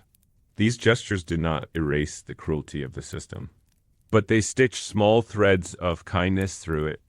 The market was not a place of morality, but morality leaked through its cracks, unofficial, unsanctioned, and absolutely necessary. By the time the market emptied and the lanterns flickered out, the last crumbs swept away with the muck. The weight of the day settled like fog. Some went home full. Most did not. But all of them returned the next week, again and again, bargaining not just for goods, but for a chance to feel human in a world that fed by measure and judged by hunger. Chapter 6. Craftsmen at the Market's Edge. They weren't in the center of the square. The middle was reserved for the noisy vendors, the bakers and fishmongers, the cloth sellers with bright fabrics flapping in the breeze, the spice merchants spinning tailies for every grain of cinnamon. The craftsmen were at the edges, near the outer gates or huddled beside the town walls. In corners where smoke could drift and noise was tolerated, yet without them the market could not have functioned. They were the ones who repaired what broke, shaped what was needed, and forged the everyday tools of survival. But their presence was often overlooked, their labor taken for granted. They were there before the bell rang and long after the last loaf was sold, pounding, stitching, shaving, hammering. You could hear them before you saw them, the metallic rhythm of the blacksmith, the steady thump of the cobbler's mallet, the rasp of a saw through green wood. Some worked in makeshift stalls, little more than lean-tos of canvas or timber. Others simply laid their tools on a cloth and knelt beside them. Few had apprentices. Even fewer had signage. Their names weren't written above their booths. Their work was their signature, recognized not by banners but by the durability of a hinge or the clean finish of a barrel rim. The blacksmith was perhaps the most respected among them, though he was rarely rich. He shoed horses for travelers, fixed plow blades dulled by rocky fields, reattached handles to axes and sickles. His hands were always calloused, his apron scorched and stiff with grease. People came to him in emergencies, a broken stirrup, a snapped latch, a wheel spoke bent by a muddy rut. He didn't advertise. He didn't need to. The fire at his forge, the sparks dancing up into the gray morning sky, were enough to draw a steady trickle of customers. Some bartered, others paid in coin, many owed. He kept track not on paper, but in memory, or by the weight of a glance exchanged across a crowded alley. Nearby was the cooper, a man who made and repaired barrels, casks, and buckets. His work was slow and precise. Every stave had to be shaped just so every hoop fitted tightly. A single leak could ruin salt pork or spoil ale. People didn't notice him when the barrels held. They noticed only when they didn't. His space smelled of pine and damp earth, his tools always scattered in controlled chaos. He worked in quiet concentration, not for applause, but for continuity. His role was like water silent, but essential. Without him, trade would leak, food would rot, and breweries would halt. Further down, the cobbler patched shoes for those who couldn't afford new ones. He worked with bent back and sore eyes, his fingers stained from handling tough leather and blunt needles. He offered no fantasy, no gilded solace or embroidery, just longevity. Make the boot last another season. Make the sandal hold through another muddy walk to the fields. His stall rarely saw the wealthy. They sent their shoes to specialized cordwainers in shops far from the public square. The cobbler served the working class, and they paid in coin when they had it, in bread or onions when they didn't. Sometimes he let them pay next week. Sometimes he knew they wouldn't. There were also tinkers, men who traveled from town to town with small kits of metal scraps and wires. They fixed pots with holes, kettles with loose handles, lanterns with bent arms. Tinkers weren't trusted like local craftsmen. They were seen as drifters, outsiders. Their accents marked them. Their presence sparked gossip, but their usefulness was undeniable. A woman with no other way to boil water would swallow her suspicion for a patch made from copper and prayer. Still, few towns let them linger. A tinker worked fast, slept outside the walls, and left before dawn. Even the broom makers, spoon carvers, and chair menders had their places. Quiet stalls with splinters on the floor and sawdust in the air. They worked with scraps, the leftover branches, the twisted bits of wood no builder wanted. They shaped them into tools and household goods so mundane, so familiar, that most people forgot someone had made them at all. A wooden comb didn't grow from the earth. A stool wasn't born from air. These items came from rough hands, from long hours spent squinting in poor light, bending over work with no guarantee of reward. These craftsmen weren't protected by guilds the way cloth merchants or bakers were. They had no formal charter, no unified voice. That made them vulnerable. If a town official decided their smoke was too much, their space too unsightly, they could be pushed further out. If a guild accused them of encroaching on protected trade, their tools could be confiscated. Yet they returned, week after week. Because despite the risk, the market gave them access to something precious, volume. Dozens of passers-by each hour. A mother with a broken bucket, a farmer with a loose blade, a scribe whose inkstand needed repair. In these moments, the craftsman became visible. There was a rhythm to their lives, a quiet endurance. They rarely shouted. They didn't call out like fruit sellers or haggle like cloth vendors. Their pitch was their work. People watched them shape, repair, and transform. They trusted what they could see. And if a job was done well, word spread. Slowly, carefully, a nod from a neighbor, a quiet recommendation. They didn't chase fame, they chased reliability. In a world where tools were used until they fell apart and then used a little more, reliability was a sacred thing. Their world was not without bitterness. Craftsmen often resented how much they were needed and how little they were acknowledged. A cloth merchant might sell a bolt of fabric for a gold coin and be celebrated. A cooper repaired a leaking barrel and barely got a loaf of bread. A blacksmith straightened a bent plow and got a promise of payment when the harvest came. They knew that others dined while they scraped. They saw the same families week after week growing richer while they remained in the same patch of dirt, hunched over the same pile of tools.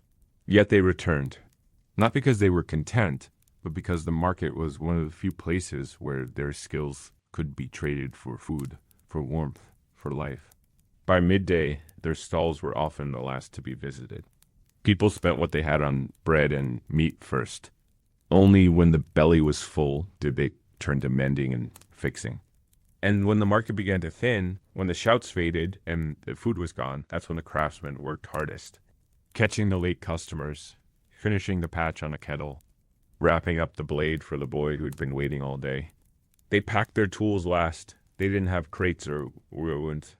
They had sacks, cloth bundles, and their own tired backs. And then they walked home in the twilight, knowing they'd do it all again the next week. The craftsmen were the backbone of the market. Then their apprentices were its youngest nerves, raw, restless, overworked, and barely visible. Boys as young as 7 were taken on by smiths, coopers, cobblers, and carpenters, not out of charity, but necessity. These children swept up shavings, pumped the bellows, stirred glue pots, and ran errands across town. Their pay was usually room and board, often a corner of the workshop floor and a bowl of stew if the day had been good. They slept beside tools, woke before dawn, and were beaten for errors both real and imagined. They learned not only the trade, but the pecking order, who shouted first, who got blamed when the blade cracked or the barrel leaked. Many of these apprentices never graduated into independence. For every boy who became a journeyman or master, a dozen more drifted sideways into the army, into vagabondage, or into the grave from accident or disease. There were no protections, no labor laws. An angry master could toss an apprentice into the street and claim he stole a tool. Some boys ran away. Some were sold again to other trades. But a few endured, absorbing the craft inch by inch, learning how to read the sound of a saw, the smell of scorched wood, the rhythm of good leather under pressure. Their scars became maps of what they knew, their silence a mark of survival. Competition between trades was intense and often hostile. A blacksmith and a wheelwright might feud over who had rights to repair a wagon. A cobbler might sabotage the work of a rival by spreading rumors about shoddy stitching or mold in the leather. Cooper guilds sometimes petitioned town councils to ban non-guild cask makers from selling during market days. Jealousy was sharpened by proximity. Every craftsman could see what the others were earning, who had more customers, who was favored by the town reeve or the local priest. These tensions rarely erupted into violence, but the air was thick with quiet sabotage. A misplaced tool, a borrowed awl that returned blunted, a whisper to a buyer that another stall might suit you better. Some trades were beginning to fade.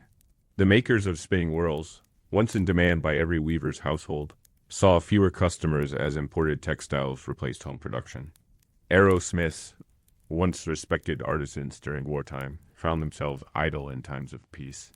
Even the Fletchers, who crafted feathered arrows with delicate precision, were slowly being overtaken by larger workshops with standardized methods. The individuality of the marketplace craftsman, his quirks, his techniques, his adjustments honed over decades, could not compete forever with bulk supply and fixed prices.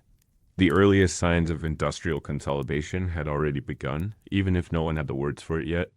Women were not entirely absent from these crafts, though their roles were often hidden behind male names or blurred by marriage. A widow might continue her late husband's woodworking trade, employing her teenage sons or paying an older man to handle the heaviest tasks. In some towns, female cobblers or tool sharpeners quietly built loyal customer bases, though they faced constant scrutiny. A woman who mended chairs might be praised for thrift one week and accused of stepping beyond her place the next. Her success was tolerated only as long as it didn't outshine her male peers. But many women worked silently, unsigned and unpaid, assisting behind the curtains of their husbands' or fathers' stalls, shaping the goods that bore someone else's name. The tools themselves told stories. A cooper's compass, worn smooth by decades of use, whispered of hundreds of barrels, of hands that never trembled even when winter froze the joints. A cobbler's awl, its handle darkened by generations of sweat, marked a lineage longer than any surname. These tools were rarely sold. They were passed down, buried with their owners, or hidden in the corners of homes like relics. Losing a tool was a private grief. It wasn't just wood and iron, it was time, reputation, memory. A broken chisel could ruin a day. A stolen hammer could undo a livelihood. Customers, for their part, often treated these craftsmen with distant courtesy. They were useful, but not admired. People thanked them for fixing what was broken, but rarely asked how the work was done. A smith might have invented a new way to fasten a hinge without a pin. Or a cooper developed a method to seal barrels tighter without more hoops.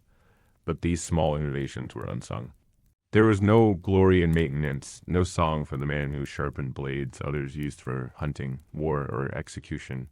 The craftsman enabled life, but rarely shaped its story. Yet they noticed everything. Who walked with a limp and needed a custom handle, which merchant lied about a broken tool. When a priest sent someone else to pay, knowing full well the job was done weeks ago. They observed quietly, carving their resentment into wood and iron. Their stalls were confessionals of another kind. People told them secrets, if only to pass the time.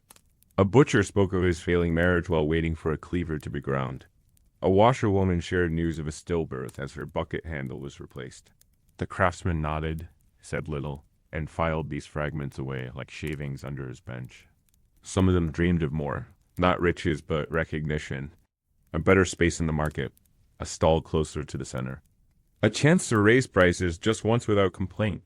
But most kept their ambitions small, enough work to eat, enough coin to patch the roof, enough daylight to finish the chair that had been sitting half-made for weeks. They didn't expect thanks. They expected wear, rust, failure.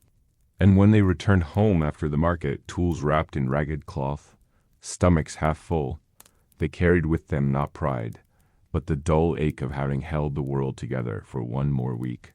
In time, as towns grew and cities pulled in trade from broader networks, these edge-of-market craftsmen were pushed further out. New regulations, new taxes, and the rise of permanent shops began to marginalize them. Some adapted, others faded.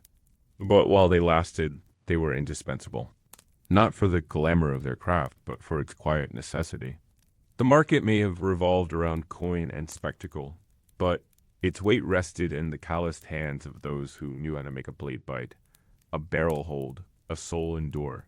And though their names were rarely remembered, their work remained worn, passed down, forgotten only after it broke. Chapter 7. Women's Roles and Rights.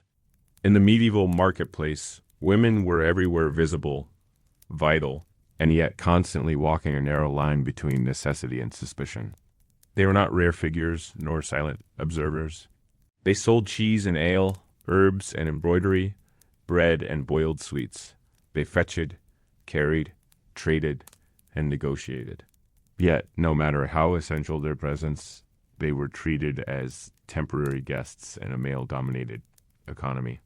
The system never truly embraced them. It tolerated them when convenient and discarded them when they became too successful, too vocal, or simply too visible. Most of the women in the marketplace didn't own stalls.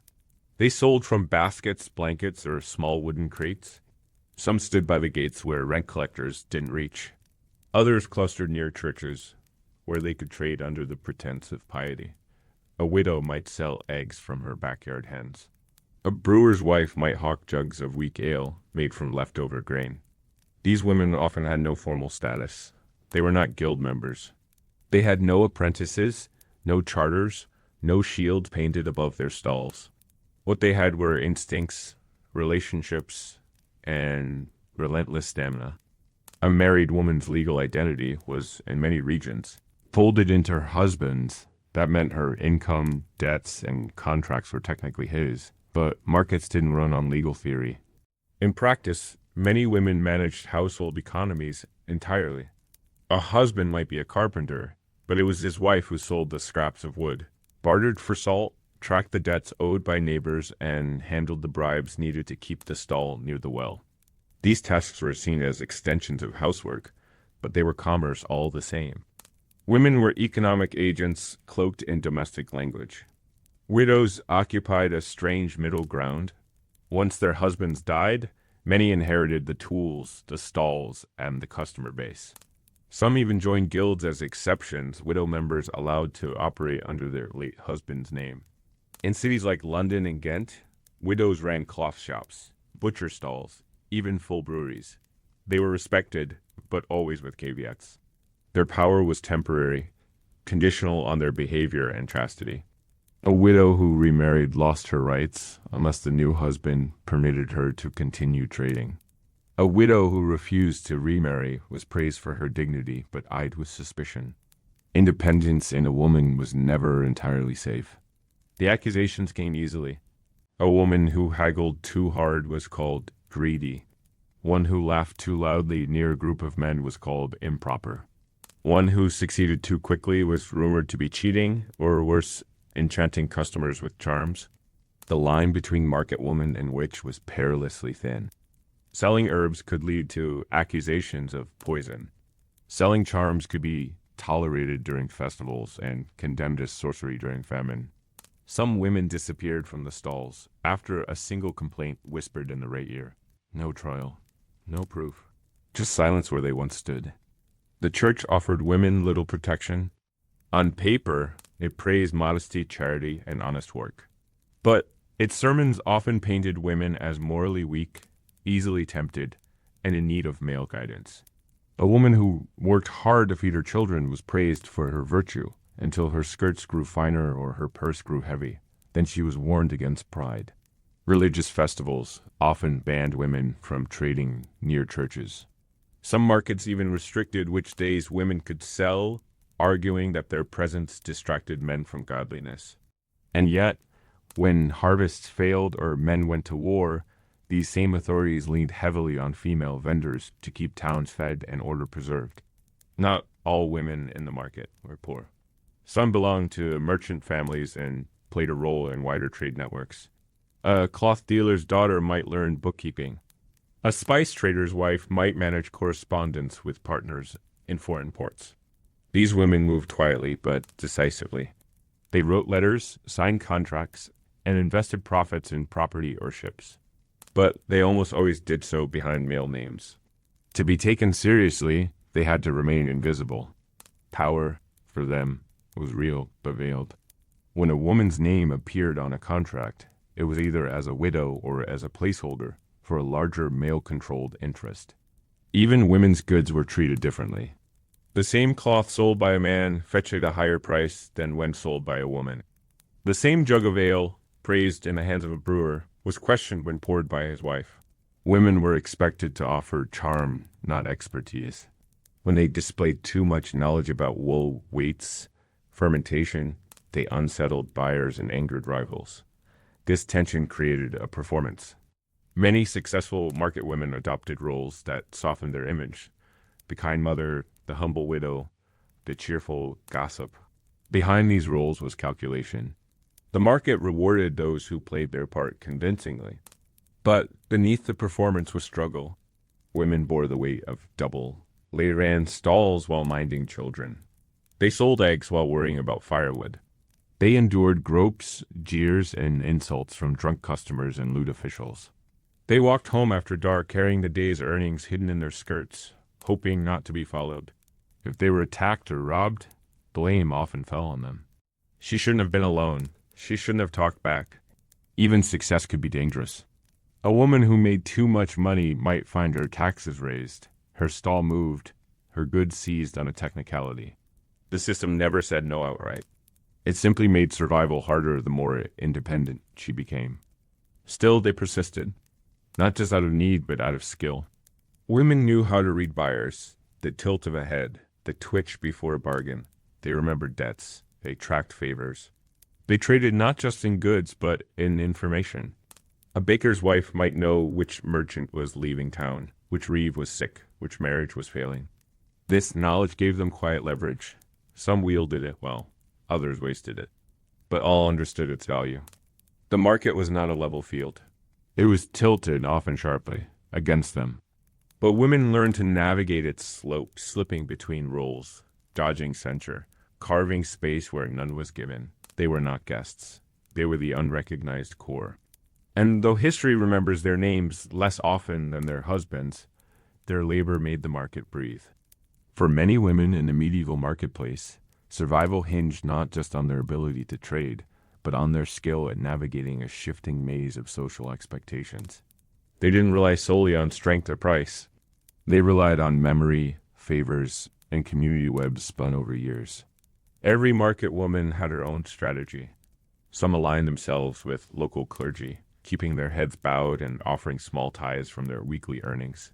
Others forged informal alliances with neighbors, sharing stalls or pooling wares to appear less threatening. Reputation was currency, and for women, it had to be guarded more carefully than coin. Those who thrived often did so by invoking religion. Selling beside a church wasn't just a matter of location. It was a form of protection. The churchyard market, common in many towns, offered a kind of shield. Women selling wool, rushes, or candles could do so under the perceived eyes of God. Buyers, hesitant to accuse a vendor in a sacred space, might hold their tongue, but this spiritual safety was fragile. The same priest who accepted a candle for the altar could denounce the seller the next day if her skirts were too fine or her voice too firm. Still, the association with the church gave many women a shield of perceived virtue thin, often hypocritical, but better than none. Some women used charity to defend their place.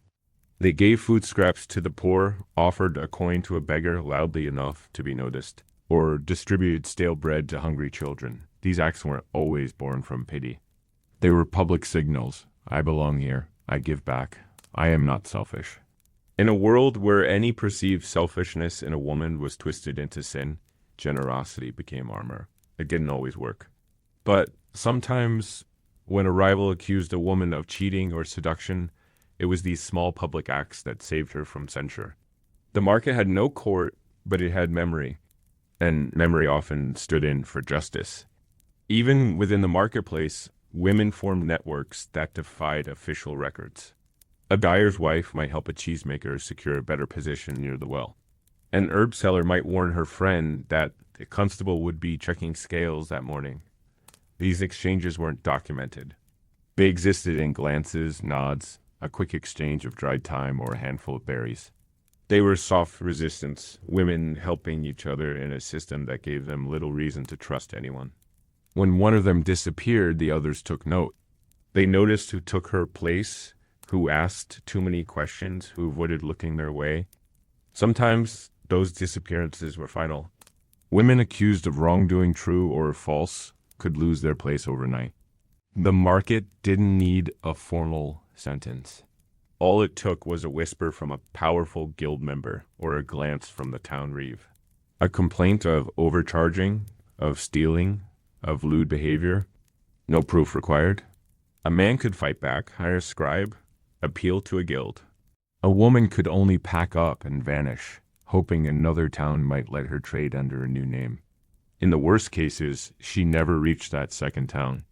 Accused of witchcraft, punished for defiance, she became a cautionary tale, her name repeated as a warning to others. Don't rise too quickly. Don't laugh too loud. Don't step outside the role drawn for you. But women did rise, sometimes spectacularly. In Bruges, Paris, and York, there are traces partial records, surviving letters, tax rolls that hint at female merchants who out-earned their male peers, widows who inherited shops and doubled their size, sisters who ran weaving workshops under a cousin's name.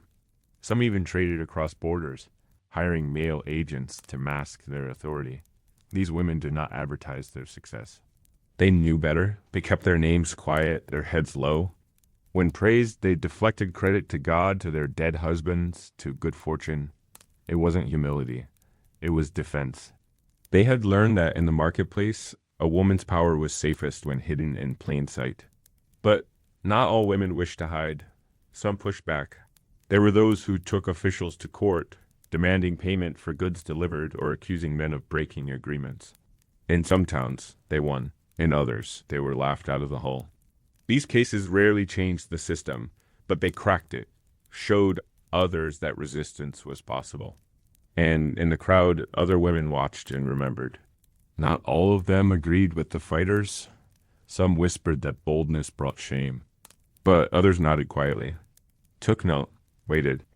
Children, especially girls, watched all of this. They learned early what to say and what not to say. A girl who helped her mother sell onions knew not to smile too long at a passing boy.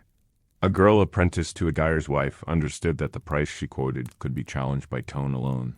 These were lessons passed through action, not lecture. They watched how their mothers navigated the stall, how they deflected insult with a joke, how they haggled without seeming greedy.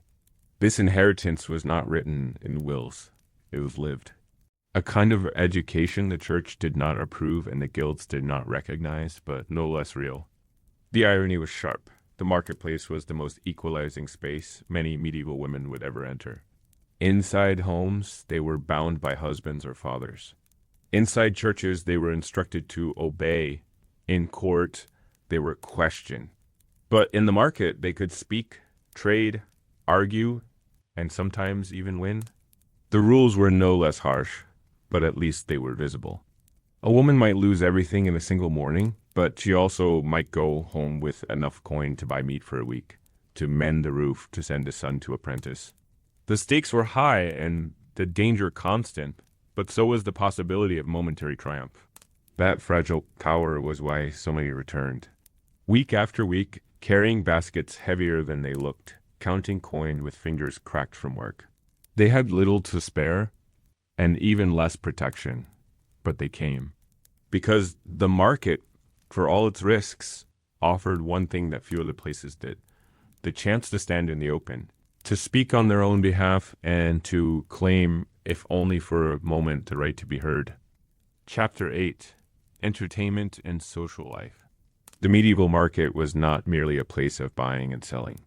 It was also a stage, a pulsing, unpredictable theater of noise, color, gossip, and performance. Beneath the crust of daily struggle, hidden among the cracked cobblestones and the haggling voices, lived a strange and vital truth. The market was one of the few places where people came not just to survive, but to feel. It was where music clashed with the cry of a fishmonger, where laughter bubbled beside threats, and where stories were exchanged with the same urgency as bread or salt. It was chaotic, filthy, and loud, but it was alive in a way no church, no courtroom, no field ever could be. Entertainment did not wait for an invitation. It arrived in snatches: an old man playing a reedy pipe for coins, a boy juggling apples filched from a distracted grocer, a puppet show suddenly unfolding behind a patchwork curtain hung between two barrels. Sometimes it was rehearsed, other times spontaneous. A washerwoman bursting into song while scrubbing a spilled bucket. A monk reciting a sermon so dramatically it became comedy. It didn't take much. People were desperate for diversion. The smallest trick, a cup and ball game, a talking parrot, a dancing goat could gather a crowd in minutes. Jugglers and mummers were among the most recognized entertainers. They wandered from town to town, often viewed with suspicion but welcomed all the same. They dressed in mismatched layers, their boots slouched and patched, their jokes crude but familiar. A good juggler could earn a day's meal in 15 minutes. A bad one could be chased off with turnips. But even the worst held attention, if only as a distraction from aching backs and unpaid debts. In their juggling or tumbling, people saw something rare: control over chaos, a balancing act that echoed the one they lived every day. Minstrels played music for the hopeful and the broken alike. Some told stories of kings and saints, others of betrayal, war, and lost lovers. The melodies were simple, but the words traveled. A single ballad sung in a Flemish town might be heard again in a Parisian market months later, altered slightly, but carrying the same sorrow. People remembered tunes better than laws. Songs offered comfort, warnings, dreams. Even those who couldn't afford a crust would stop to listen, just for a verse or two. Music was the market's heartbeat, a rhythm that softened hard coin and made bitter news easier to swallow. Gossip was the second form of currency. The stalls buzzed not just with prices, but with secrets. Who was pregnant? Who would run off? Who had argued with the reeve? News passed faster in the market than in any official channel. A merchant's bankruptcy, a nobleman's fall from favor, a baker's missing daughter. All of it dissected in whispers, between loaves, behind bolts of cloth, over tankards of weak ale. In a time without newspapers, the market was the newsroom. But its facts were always mixed with speculation, its truths twisted by tongue and intent. Lies spread quickly, but so did sympathy. A vendor might be ruined by rumor one week and fed by his neighbors the next. The fairgrounds added another layer. Periodic fairs, larger than regular markets, drew performers, preachers, criminals, and fortune-tellers from all directions. These were carnivals of commerce and pleasure, where trade mingled with spectacle. Animal trainers led dancing bears through crowds. Fire breathers gasped smoke into the faces of startled children. Fortune tellers, some blind, some faking it, read palms and cast bones. One moment you were buying salted cod. The next you were watching a tooth puller yank a molar from a screaming man while the crowd jeered or laughed, depending on their mood. These spectacles weren't just about fun. They provided a kind of catharsis. The absurdity, the grotesque, the theatrical, all of it helped people process the brutality of their daily lives. A peasant who worked 6 days a week breaking his back for bread might watch a costumed fool mock a nobleman and feel, just briefly, that the world could be turned upside down.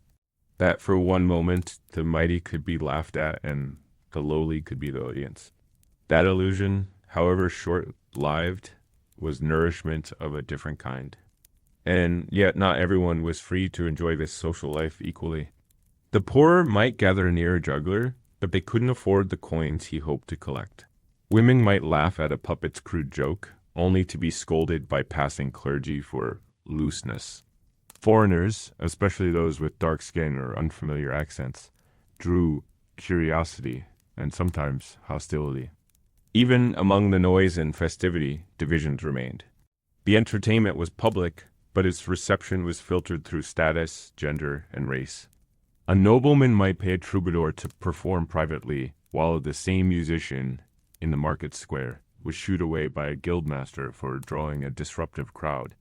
And as the market offered laughter, it also invited crime. Pickpockets used performances as cover.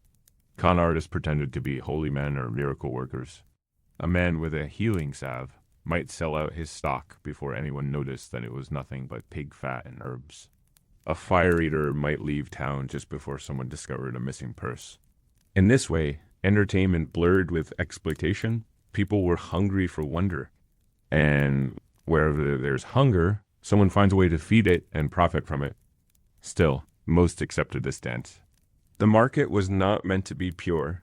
It was meant to be loud, unpredictable, human. Its performers understood their place. They offered distraction, not deliverance. Their songs didn't promise heaven, only a few minutes where the weight of life was lifted.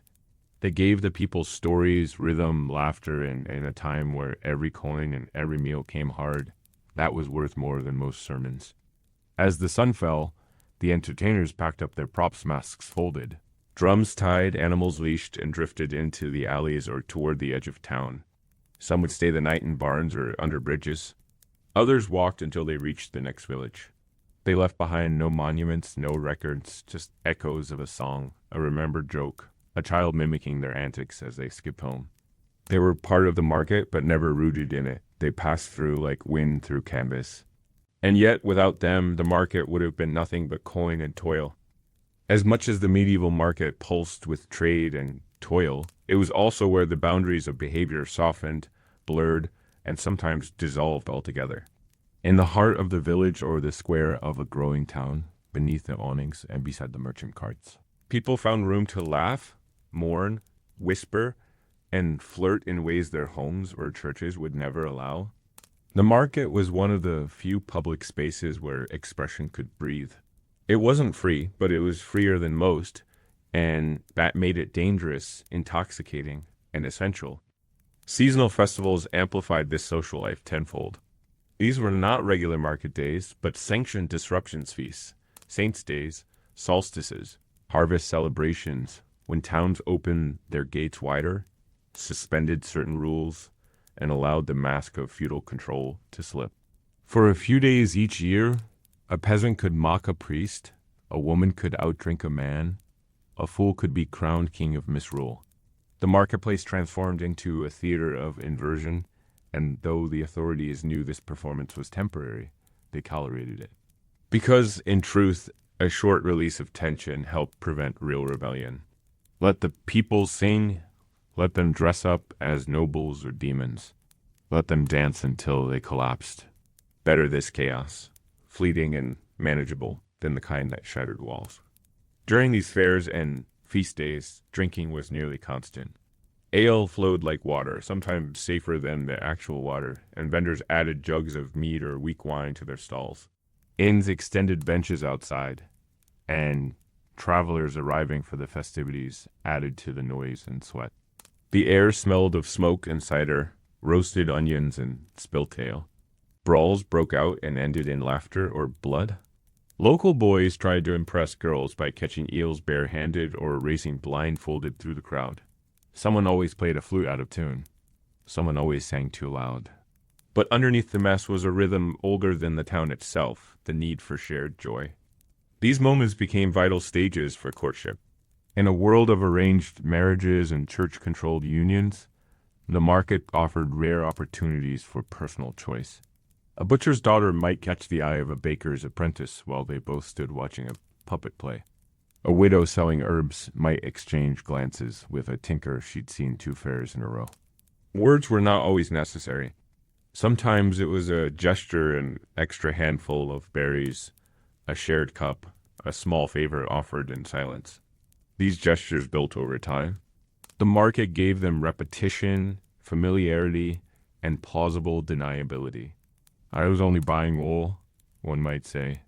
I was only helping carry her basket. But both knew it meant more. These connections weren't always innocent.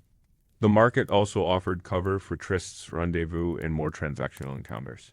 Beneath wagons, behind inns, in shadowed corners of nearby alleys, liaisons played out that neither church nor family would condone. Some were romantic. Some were exploitative. Prostitutes worked discreetly among crowds, especially during festivals. Some were there by necessity. Others were managed by madams or even local officials turning blind eyes in exchange for coin. The hypocrisy wasn't hidden, it was embedded in the architecture. Town guards who arrested a drunk for shouting might turn away when a magistrate's son disappeared behind the brewer's stall with a girl far too young. Still, there was tenderness too. Husbands bought sweets for wives. Grandfathers lifted toddlers to see the fire eaters.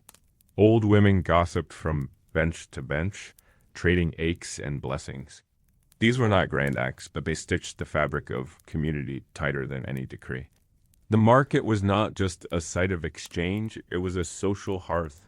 Here, a mother could hear news of her married daughter 2 towns away. A farmer could learn who'd been taken ill. A mason might discover his rival's son had joined the monastery. And every word, every glance, helped people locate themselves within the ever-shifting map of the living. For those on the fringes, outsiders, outcasts, those carrying grief, the market offered moments of brief belonging. A widow too proud to beg might accept a bruised apple slipped quietly into her basket. A leper, forbidden to enter the square, might still find someone willing to place a wrapped loaf near the gatepost and walk away. Musicians without fingers played flutes with stumps. Blind beggars recited prayers so rhythmic they became songs. Even those scorned in daylight could become voices in the evening murmur, once the noise softened and the light dimmed. Yet this openness had limits. The market's tolerance was seasonal, circumstantial. A man might be laughed at for drunkenly challenging a jugger one week, and beaten for the same thing the next. A woman celebrated for her sharp tongue during a festival could be denounced as a troublemaker when she used it on a tax collector. The market allowed rule breaking, but only under the pretense that the rules still held power. It was a pressure valve, not a revolution. And everyone knew that once the bells rang for vespers, once the stalls were closed and the streets swept, the old hierarchies would settle back into place like dust on stone. The market's social life didn't end with the sunset. Inns and taverns nearby pulsed with residual energy.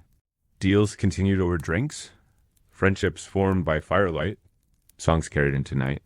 Sometimes the market sparked deeper transformation, a runaway who found work with a vendor, a servant girl who caught the eye of a traveling merchant and left her village forever. These were rare and not always happy. But the possibility lingered in every gathering, that something could shift, that a life could bend in a new direction, even slightly, because 2 people happened to be standing beside the same fish cart when the juggler dropped his pins. The authorities tried to contain this unpredictability. They posted laws banning dancing on feast days. They fined minstrels who sang bawdy verses. They closed stalls that became too noisy or crowded. But these efforts were half-hearted and often ignored. Even the reeve knew that if you took all the joy out of the market, people would stop coming. And without people, even the most orderly marketplace became nothing but stone and silence. In the end, what people remembered most from the market was not always what they bought, but what they felt. The laughter that escaped them when they least expected it. The tune they hummed days later without knowing where it came from. The kindness from a stranger that softened their grief. These moments weren't found on scales or recorded in ledgers. But they fed people just the same. Not with meat or coin, but with proof that even in a world ruled by hunger and rules, life could still shimmer for a while between stalls. Justice in the medieval marketplace was as much a performance as it was a principle. Punishment wasn't simply about consequence, it was about visibility.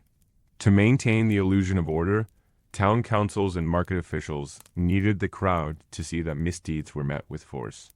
not fairness, force. And so the stocks, the pillory, the whipping post, the public confessions, these became as familiar to the market square as the cheese seller or the crier's bell. No one could pass through a busy market without at some point passing judgment themselves from the sidelines. Eyes grazing the face of a shamed man or a weeping girl bound by wrist and ankle. The punishments were crafted for spectacle. Stocks held the legs, forcing the punished to sit exposed, vulnerable, often for hours. The pillory held the neck and wrists upright, a position that quickly became agonizing. Whipping was administered in full view, the crack of the lash silencing vendors as it struck bare flesh. These events drew crowds. Some people shouted abuse. Some laughed. Others simply watched, arms crossed, knowing that any one of them could be next. The punishment wasn't just for the guilty, it was a reminder to everyone else. You are being watched, and you are not safe. But not all punishments looked the same, because not all people were equal. A man who owed taxes to the wrong lord might be beaten senseless in the square. A different man, wealthier, better connected, might settle the same debt with a quiet deal in a wine hall. Women were judged differently still. A woman caught cheating on weights might be fined or whipped. A woman accused of immorality, no matter how vague or baseless the charge, could face public shaving, a scarlet hood, or a ride through the square on a dung cart. The goal wasn't restitution. It was humiliation. Make her a lesson? Make her forget she ever held power? And then there were the punishments that were never officially recorded. A vendor who spoke out against a town official might find his stall burned in the night, his goods destroyed by accident. A girl who angered a reeve could be banned from trading with no recourse, her baskets of bread rotting by the road. These weren't laws, they were messages issued in silence and obeyed in fear. The rules didn't have to be written when everyone already knew them by heart. Scandals were the fuel of these social fires. The marketplace lived on rumor, and few things spread faster than a disgrace. If a well-liked vendor fell from grace, the community reacted with confusion, division, sometimes denial. But if the disgrace had been arrogant, too successful, or simply unlucky, the market's reaction turned cruel. People turned their backs. Buyers found new stalls. Children were warned not to speak with the disgraced family. A scandal was not just a story, it was a boundary line. And once crossed, it rarely allowed return. Even small incidents could ignite lasting social damage. A woman accused of watering milk might face jeers for years. A man who struck his apprentice in public might never find a new one. A boy caught stealing once could live with that title his entire life. The thief's son, they'd call him, no matter what he became. The market had a long memory when it wanted to. Forgiveness existed, but it had a price. A vendor might donate goods to the poor, offer labor to the church, take lashes without protest, all in the hope of erasing a stain. And sometimes it worked. But only if enough people agreed to forget. In rare cases, the market turned on the law itself. If a reeve was too cruel, if a tax collector pushed too hard, if a punishment was too severe, the crowd could shift. Voices rose. Stones were thrown. Guards hesitated. Markets that usually buzzed with barter turned into angry parliaments of protest. These were dangerous moments, flashpoints that could lead to riot, bloodshed, or martial intervention. But they reminded the authorities that power was never absolute. It depended on perception, on balance. Pushed too far, and even peasants would push back. The church attempted to guide all of this with its own blend of mercy and menace. Priests preached repentance, not rebellion. Confession, not confrontation. But even they engaged in public shaming. A sinner might be forced to wear a signboard describing the crime, to stand barefoot during Mass, to offer penance in a square where they once traded. The goal was to break pride, then rebuild the individual within acceptable lines. The church wanted obedience more than virtue. As long as you returned repentant, your sin could be cleansed, especially if your tithe was generous. Yet even forgiveness became its own economy.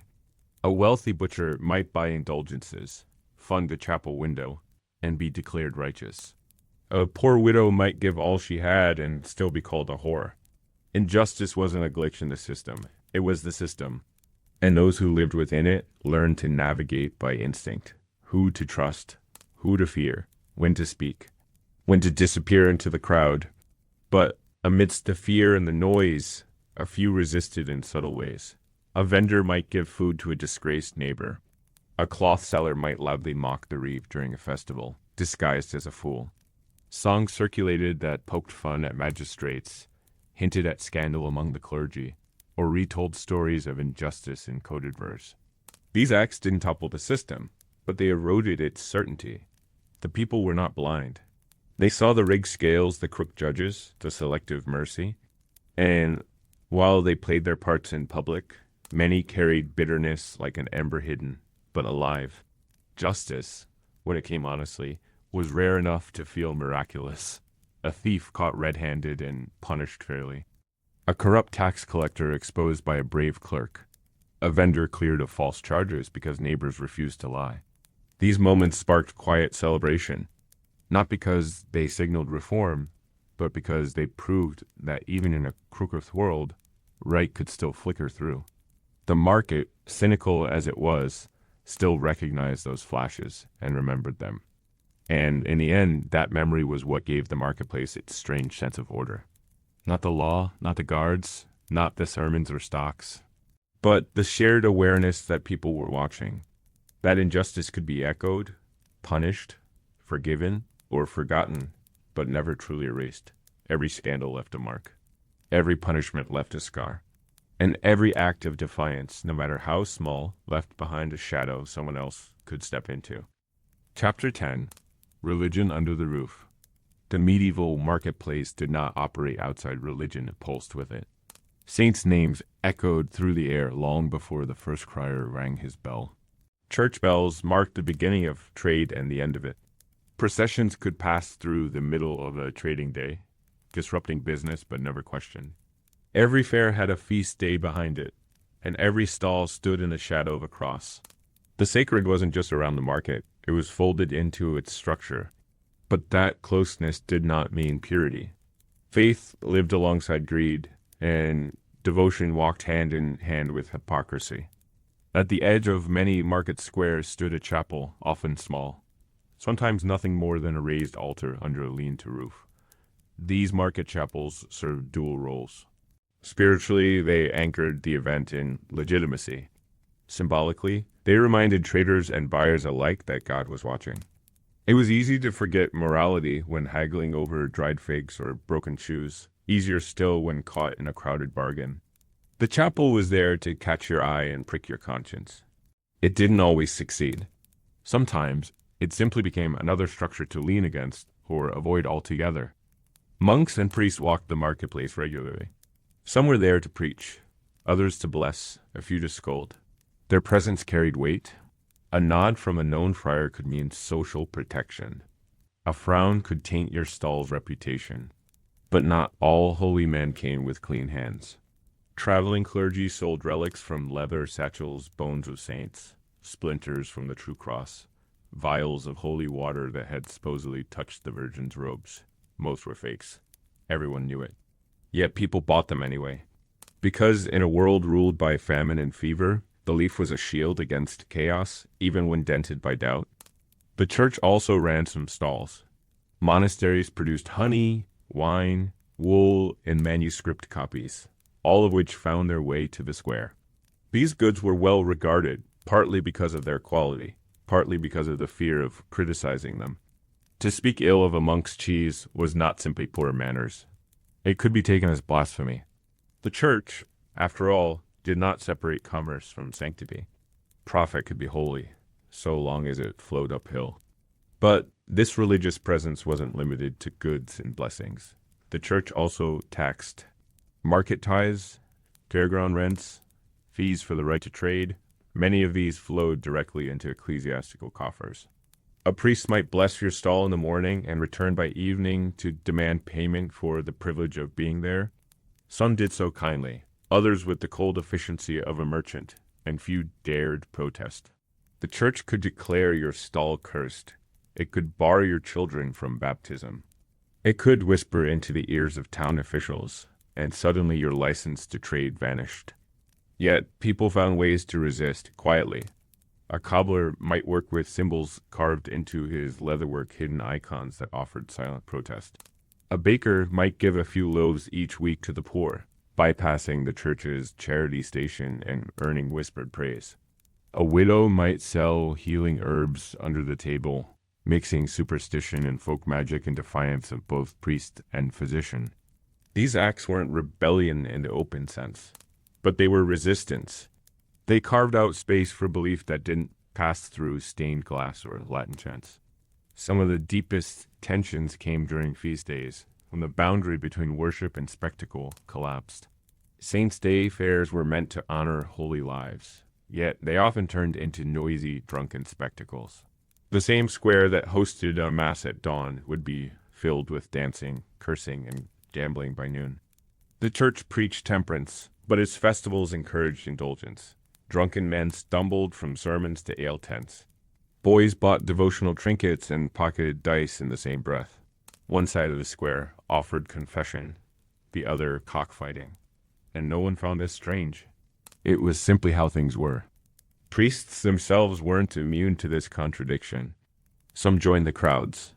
Others watched from doorways, disapproving but silent. A few were seen with merchants late at night, discussing terms over meat and wine. There were holy men who gambled, who cursed, who seduced. None of this surprised anyone. Most villagers accepted that the cloth didn't cleanse the man. They judged each priest by deeds, not robes. A kind, honest clergyman earned respect even if he drank too much.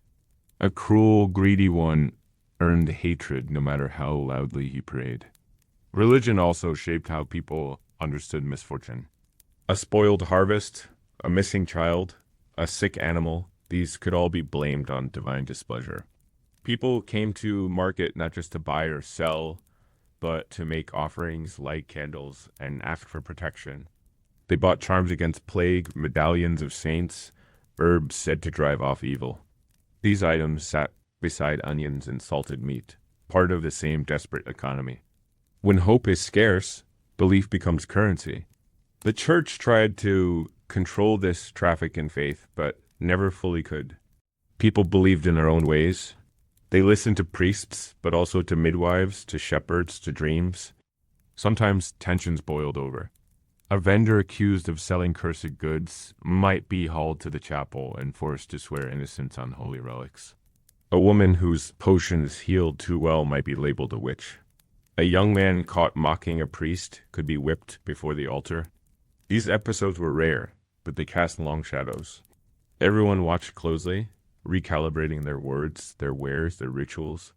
The market, after all, had its own version of blasphemy. Say the wrong thing, sell the wrong item, and suddenly the sacred became your enemy. Yet for many, the market's religious life wasn't about fear. It was about rhythm, lighting a candle before opening shop, bowing as the procession passed, whispering a prayer before weighing goods. These small acts bound people together, not because they were commanded, but because they gave structure to days filled with uncertainty. In this way, religion under the roof of the market was less about control and more about connection. A reminder that even amid noise, greed, and barter, people still reached for something higher, even if it stood on wooden stilts beside a pig seller's stall. The deeper one looked into the religious face of the medieval market, the more cracks began to show. For all the blessings and incense, the psalms and processions, there was a quiet awareness among townspeople that the church's holy presence came entangled with money, control, and something more primal, fear. It wasn't that people had lost their belief in God. It was that their belief in the men who claimed to speak for him had long been worn thin. The square might host a chapel. The stalls might close for mass, but behind that observance lived skepticism, sharpened by lived experience and passed from mouth to mouth in cautious whispers. Some of those whispers concerned indulgences. These paper-thin promises of spiritual pardon were sold openly by priests or their agents, promising to reduce time in purgatory in exchange for coin. A poor farmer who had barely enough to buy seed might be convinced to part with a penny for the soul of his dead mother, or to absolve the sins of a son lost to war. The indulgences were copied en masse. stacked in baskets, printed with holy seals. And yet most knew deep down that they were paying not for forgiveness, but for the comfort of thinking they had done all they could. It was a kind of spiritual blackmail cloaked in Latin and gold ink. In some towns, the arrival of a high-ranking church official would turn the market into a theater. A bishop might ride in with retinue, robes, glittering banners flying, flanked by acolytes chanting psalms. Stalls would pause. People would kneel. And yet, after the ceremony, the same bishop might dine in private with the town's wealthiest merchants, discussing taxes and rights, nodding to favors owed and promises made. There were stories of abbots who owned more land than most nobles, of monks who managed fleets of fishing boats and rented out farmland at ruinous rates. This wasn't spiritual stewardship. It was economics with a crucifix painted over the top. But the cracks weren't only at the top. Ordinary people carried their own complicated mix of reverence and resistance. While many offered tithes and prayers, they also trusted midwives more than priests, believed in curses as well as blessings, and kept charms that had never seen a chapel wall. One might attend Mass in the morning and buy an amulet from a tinker by midday. Folk religion did not vanish under church scrutiny. It simply adjusted. A prayer to Saint Apollonia for toothache might be whispered with fingers crossed behind the back. A coin left at a roadside shrine might include a lock of hair or a smear of blood, not because doctrine demanded it, but because tradition remembered something older than Rome. And for all the church's preaching about morality, its own scandals were never far from public view. There were priests who fathered children and paid off the mothers in grain. Monks who grew rich selling wool while warning others about greed. Abbesses who lent money with interest through proxies while condemning usurers from the pulpit. People talked. They always had. And while public accusations were rare, too easily punished, the knowledge spread sideways. Through kitchens, behind stalls, over ale, the market didn't forget. It cataloged every contradiction, even if it couldn't correct them. Women, especially, bore the brunt of religious scrutiny. A woman who lived alone, who practiced healing, who knew too much about herbs or the phases of the moon, could be viewed with suspicion. Some whispered the word witch, even before the great panics of later centuries. For now, it was still rumor, innuendo, but dangerous enough. A woman might be told to stop selling her tinctures or risk church censure. She might be summoned before a priest and made to recite prayers in public to prove her piety. No one needed proof. Fear was enough. And yet, in private, the same priest's own sister might beg that woman for help when childbirth went wrong. Hypocrisy protected itself with a robe and a ring. Meanwhile, the rituals of market religion often felt more performative than transformative.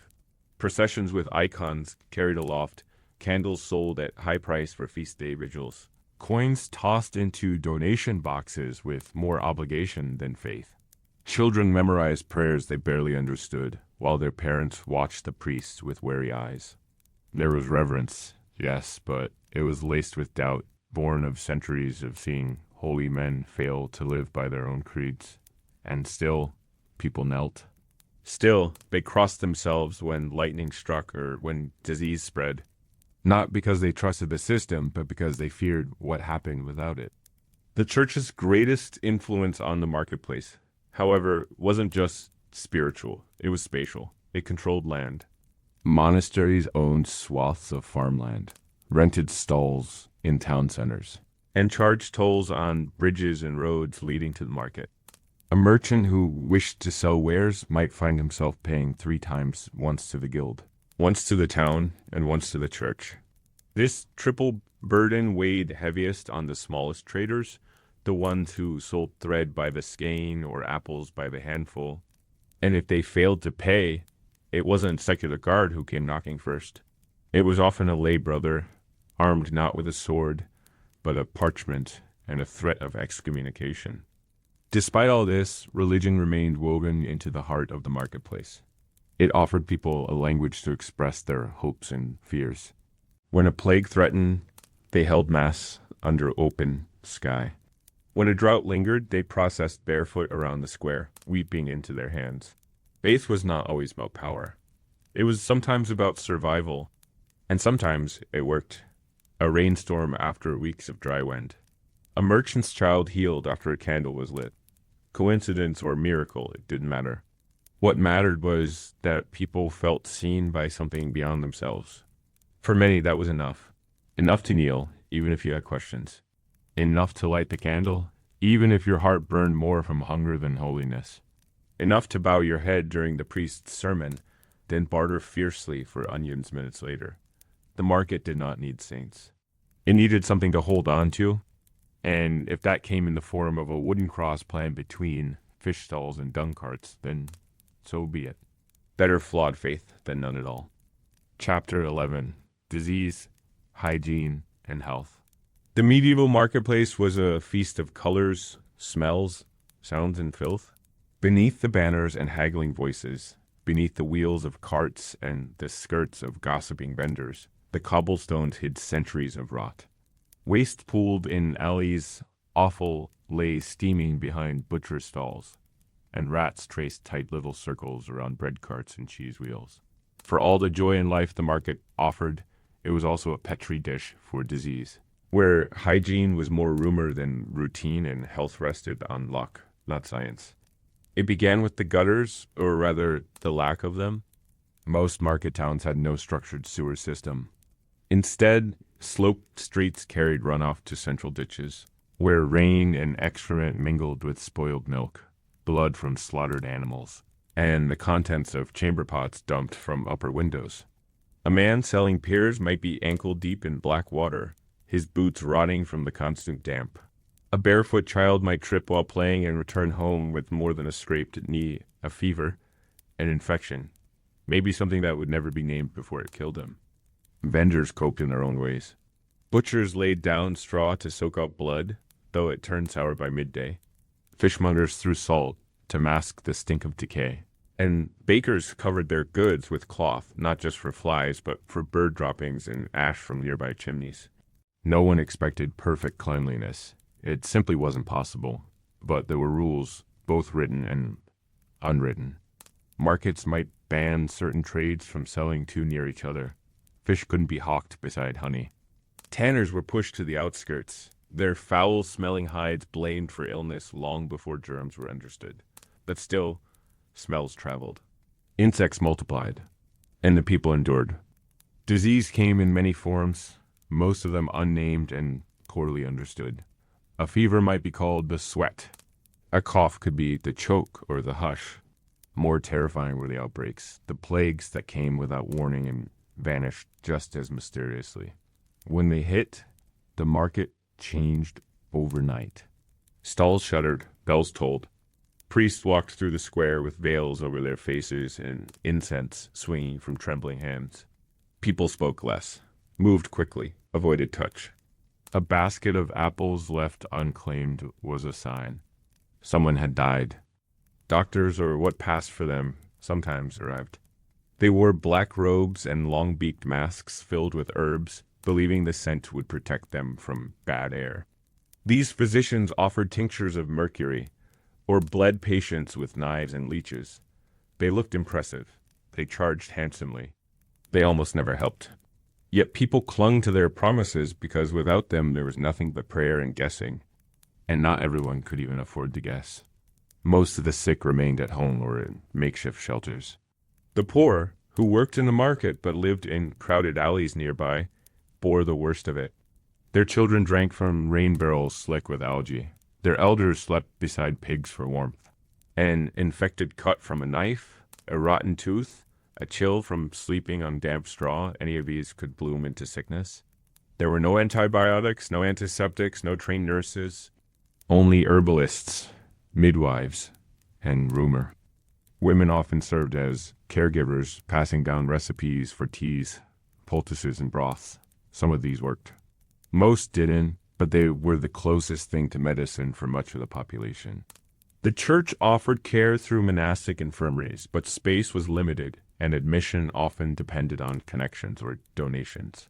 For many, the only recourse was a candle lit at the market chapel, a coin pressed into the palm of a wandering friar, or a whispered plea to a saint whose statue stood smeared with wax and weather. Amid all this, blame was constant. Disease didn't just kill it accused. bad harvest was blamed on the greed of merchants. A wave of illness might be pinned on the fish seller who never smiled, or the beggar with the hacking cough. Jews were frequent scapegoats, falsely accused of poisoning wells or bringing plague through sorcery. These accusations weren't fringe, they came from pulpits, from town officials, even from physicians who needed to shift guilt away from their own ignorance. And once suspicion took root, the results were brutal: beatings, expulsions, even executions, all carried out in the name of cleansing a disease no one truly understood. Yet life continued. It had to. Markets reopened. Vendors returned. After a plague, there were fewer hands, fewer voices, but more customers for those who remained. Some grew rich on the ruins, selling cloth for shrouds, or wood for coffins, or herbs for grieving mothers desperate to believe in a cure that didn't exist.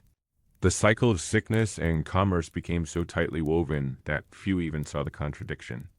Death was not outside the market, it was part of it. Cleanliness was not entirely absent, just differently defined. Washing hands was rare, but people might bathe before major festivals. Soap was expensive and often saved for clothes, not skin. Perfumes and herbs were used to mask scent more than eliminate filth. Latrines, where they existed, were shared and barely maintained. Women washed clothing in rivers downstream from tanneries. Meat hung beside open drains. And no one, not even the priests, could explain why some survived and others didn't. Still, people adapted. Vendors learned which herbs to burn to repel flies. They fashioned handcloths and rinsed tools in vinegar. A market inspector might find a butcher for filth rare, but it happened. A midwife might offer free advice to a vendor whose child showed signs of fever. The line between health and superstition blurred completely. A man might chew rosemary to keep sickness at bay, then rub it on his cartwheel for luck. A woman might hang garlic from her stall while reciting prayers in Latin she couldn't understand. And always the market watched itself. Gossip moved faster than fever. Her baby died. He's got the shakes. Don't buy from that stall. Someone coughed there. These warnings were unscientific, but powerful. They shaped foot traffic, doomed reputations, saved or sank fortunes. In the absence of medicine, people built their own systems of diagnosis and prevention, grounded in observation, fear, and shared memory. The result was not health in any modern sense, but survival. Crude, painful, often unjust but real. In the heart of the medieval marketplace, people lived with disease the way they lived with weather, or it was never gone. Only dormant, always waiting. Sickness in the medieval market didn't only dwell in the dirt. It lived in the mind and the stories people passed, in the rituals they performed, in the treatments they believed would work even when they didn't.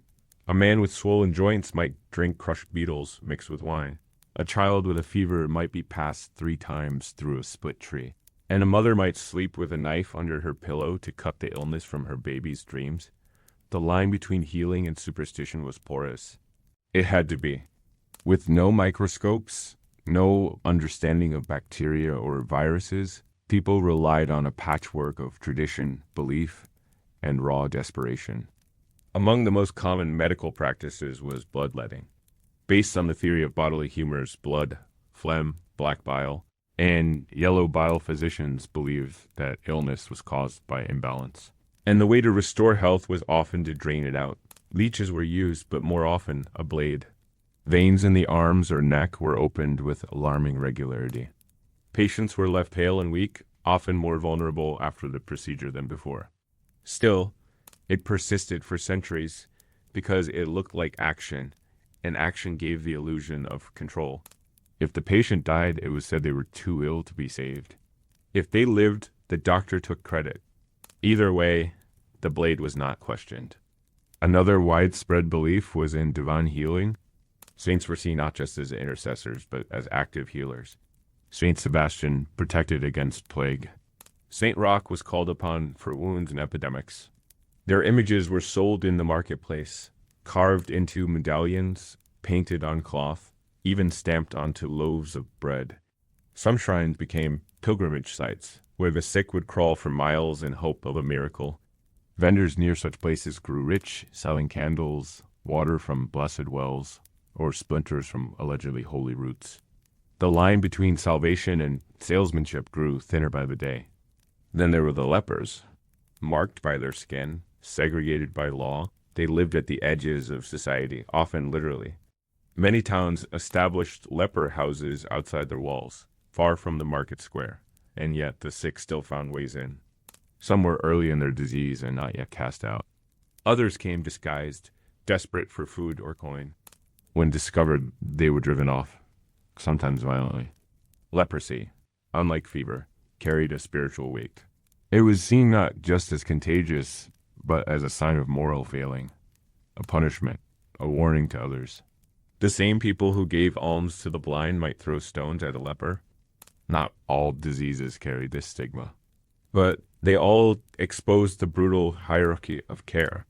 Wealthy merchants might hire physicians to visit their homes, receive poultices prepared by trained apothecaries, or send their children to monastic infirmaries where they would be cared for by literate brothers with knowledge drawn from Arabic and Greek texts.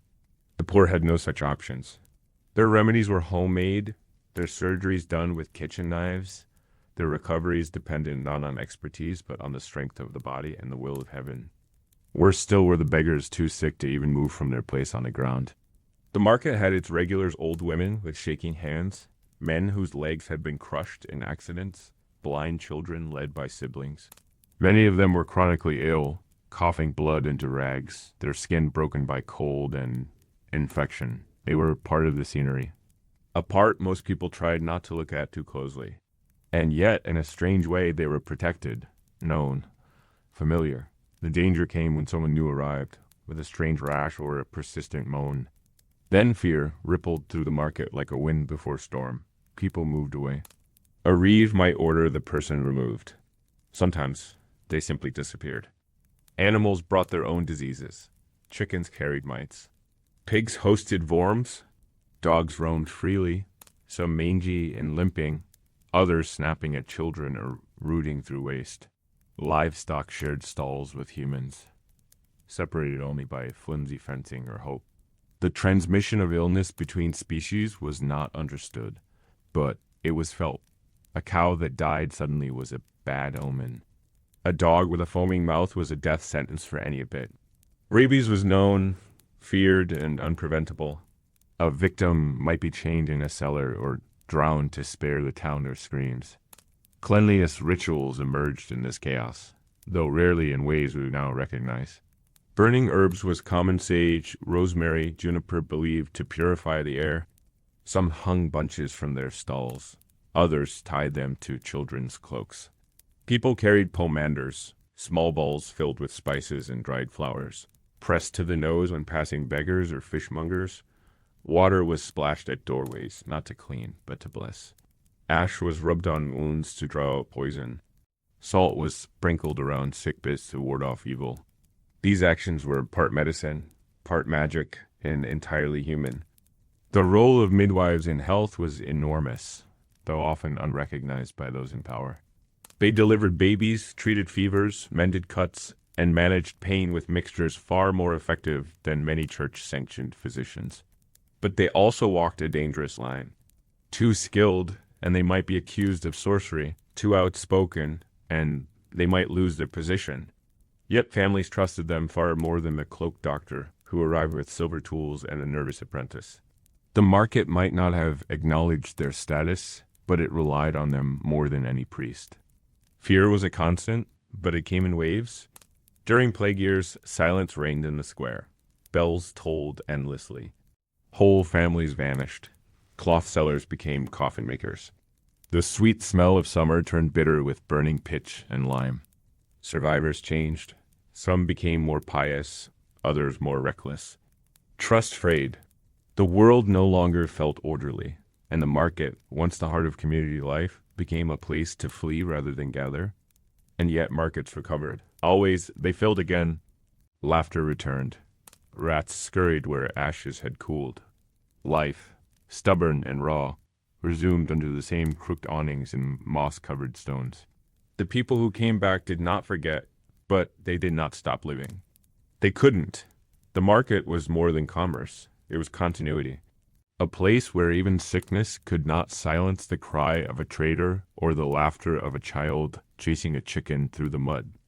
Chapter 12: Fairs, Festivals, and Seasonal Peaks. If the daily market was the heartbeat of a medieval town, then the seasonal fair was its thunderclap.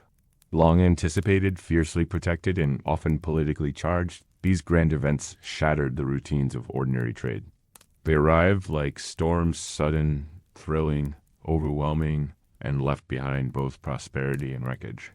For a brief stretch of days or weeks, the marketplace bloomed into something bigger than itself. Flags fluttered from every tower, stalls multiplied like mushrooms. Foreign tongues rang out across the square. The air thickened with spices, sweat, incense, and something harder to name, the scent of suspended rules. Each region had its own calendar of fairs, often timed with saints' feast days or harvest festivals. Some were approved directly by kings or popes, their charters declared with great fanfare and guarded by both town militias and divine threats. Attendance was not merely a matter of opportunity. It was obligation, ritual, expectation. A good fair could enrich a town for the year. A failed one could spark migration, bankruptcy, or riot. Preparations began weeks in advance. Roads were cleared. Inns scrubbed their floors. Wells were checked for poisoning, a threat more real than many liked to admit. And vendors, both local and distant, plotted their arrival like military campaigns. When the first carts arrived, enormous wagons drawn by oxen or chains of donkeys, townsfolk lined the streets to gawk. They carried bolts of dyed silk, jugs of oil, copper pans, strange roots and powders wrapped in paper. Some came from the next village. Others had crossed seas. Their clothes looked foreign. Their accents confused even the town criers, but they were welcome, at least for now, because during the fair, all was permitted almost. Fairs didn't just bring goods. They brought performers, fire breathers and puppet masters, jugglers with knives, tightrope walkers strung between the rooftops, minstrels with bowed heads and dirty fingernails, singing of saints and sins with equal glee. Some of these entertainers were part of guilds. Others wandered in and vanished just as quickly, leaving behind rumors of theft or worse. But for the span of the festival, they were embraced. Children chased after them. Drunk men offered coins. Even monks paused in their errands to watch a trick or smile at a well-timed jest. Beneath this surface, spectacle churned a ruthless economy. Prices soared. Bread that cost a farthing last week now sold for 3. Alehouses watered down their barrels and charged double. Stallholders inflated weights. Cloth was cut thinner. Honey was stretched with syrup. No one complained, at least not too loudly. They understood the game. A fair was a time to make profit, not friends. And for some, it was a final chance.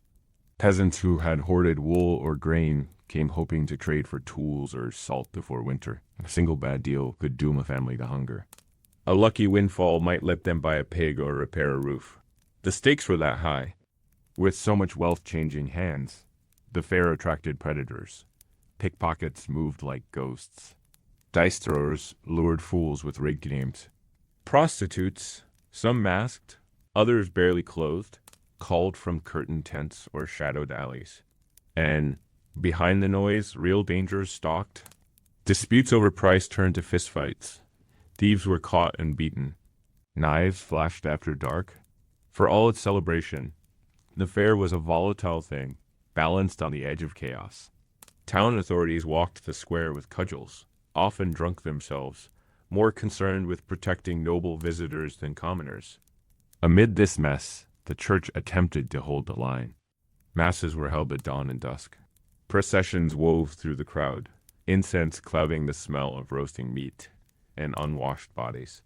Monks preached against greed from makeshift pulpits, their voices barely audible above the hammering of smiths or the laughter of drunks. Some built temporary chapels near the fairgrounds, offering indulgences in exchange for coin. Others handed out bread or whispered warnings of divine judgment, but few listened. Fairs were sacred in name, profane in practice. Even the most pious understood that the fair was, above all, a license to indulge. Foreign merchants operated under special protections. Many towns granted them legal immunity during the fair, forbidding arrest or prosecution unless for capital crimes. This allowed the presence of Jews, Moors, and other outsiders otherwise banned or persecuted in daily life. Their stalls often drew the largest crowds. Jewish lenders offered credit to those who had none. Arab traders displayed perfumes and glasswork unseen in local homes. Their presence was tolerated for as long as their goods held value. When the fair ended, tolerance evaporated. Towns closed ranks. Outsiders vanished or were driven out by unspoken rule. One of the fair's most remarkable features was the legal bubble it created. Disputes over debt or theft were judged in pea powder courts, named after the dusty feet of traveling merchants. These courts met in tents, judged cases in hours, and delivered sentences before sunset. They were brutal, efficient, and deeply flawed. A wrong word could mean flogging. A clever bribe could erase guilt, and for women, justice was rare. A maid assaulted by a drunk visitor might find herself blamed for being out too late. A female trader cheated in a deal might be laughed from the court.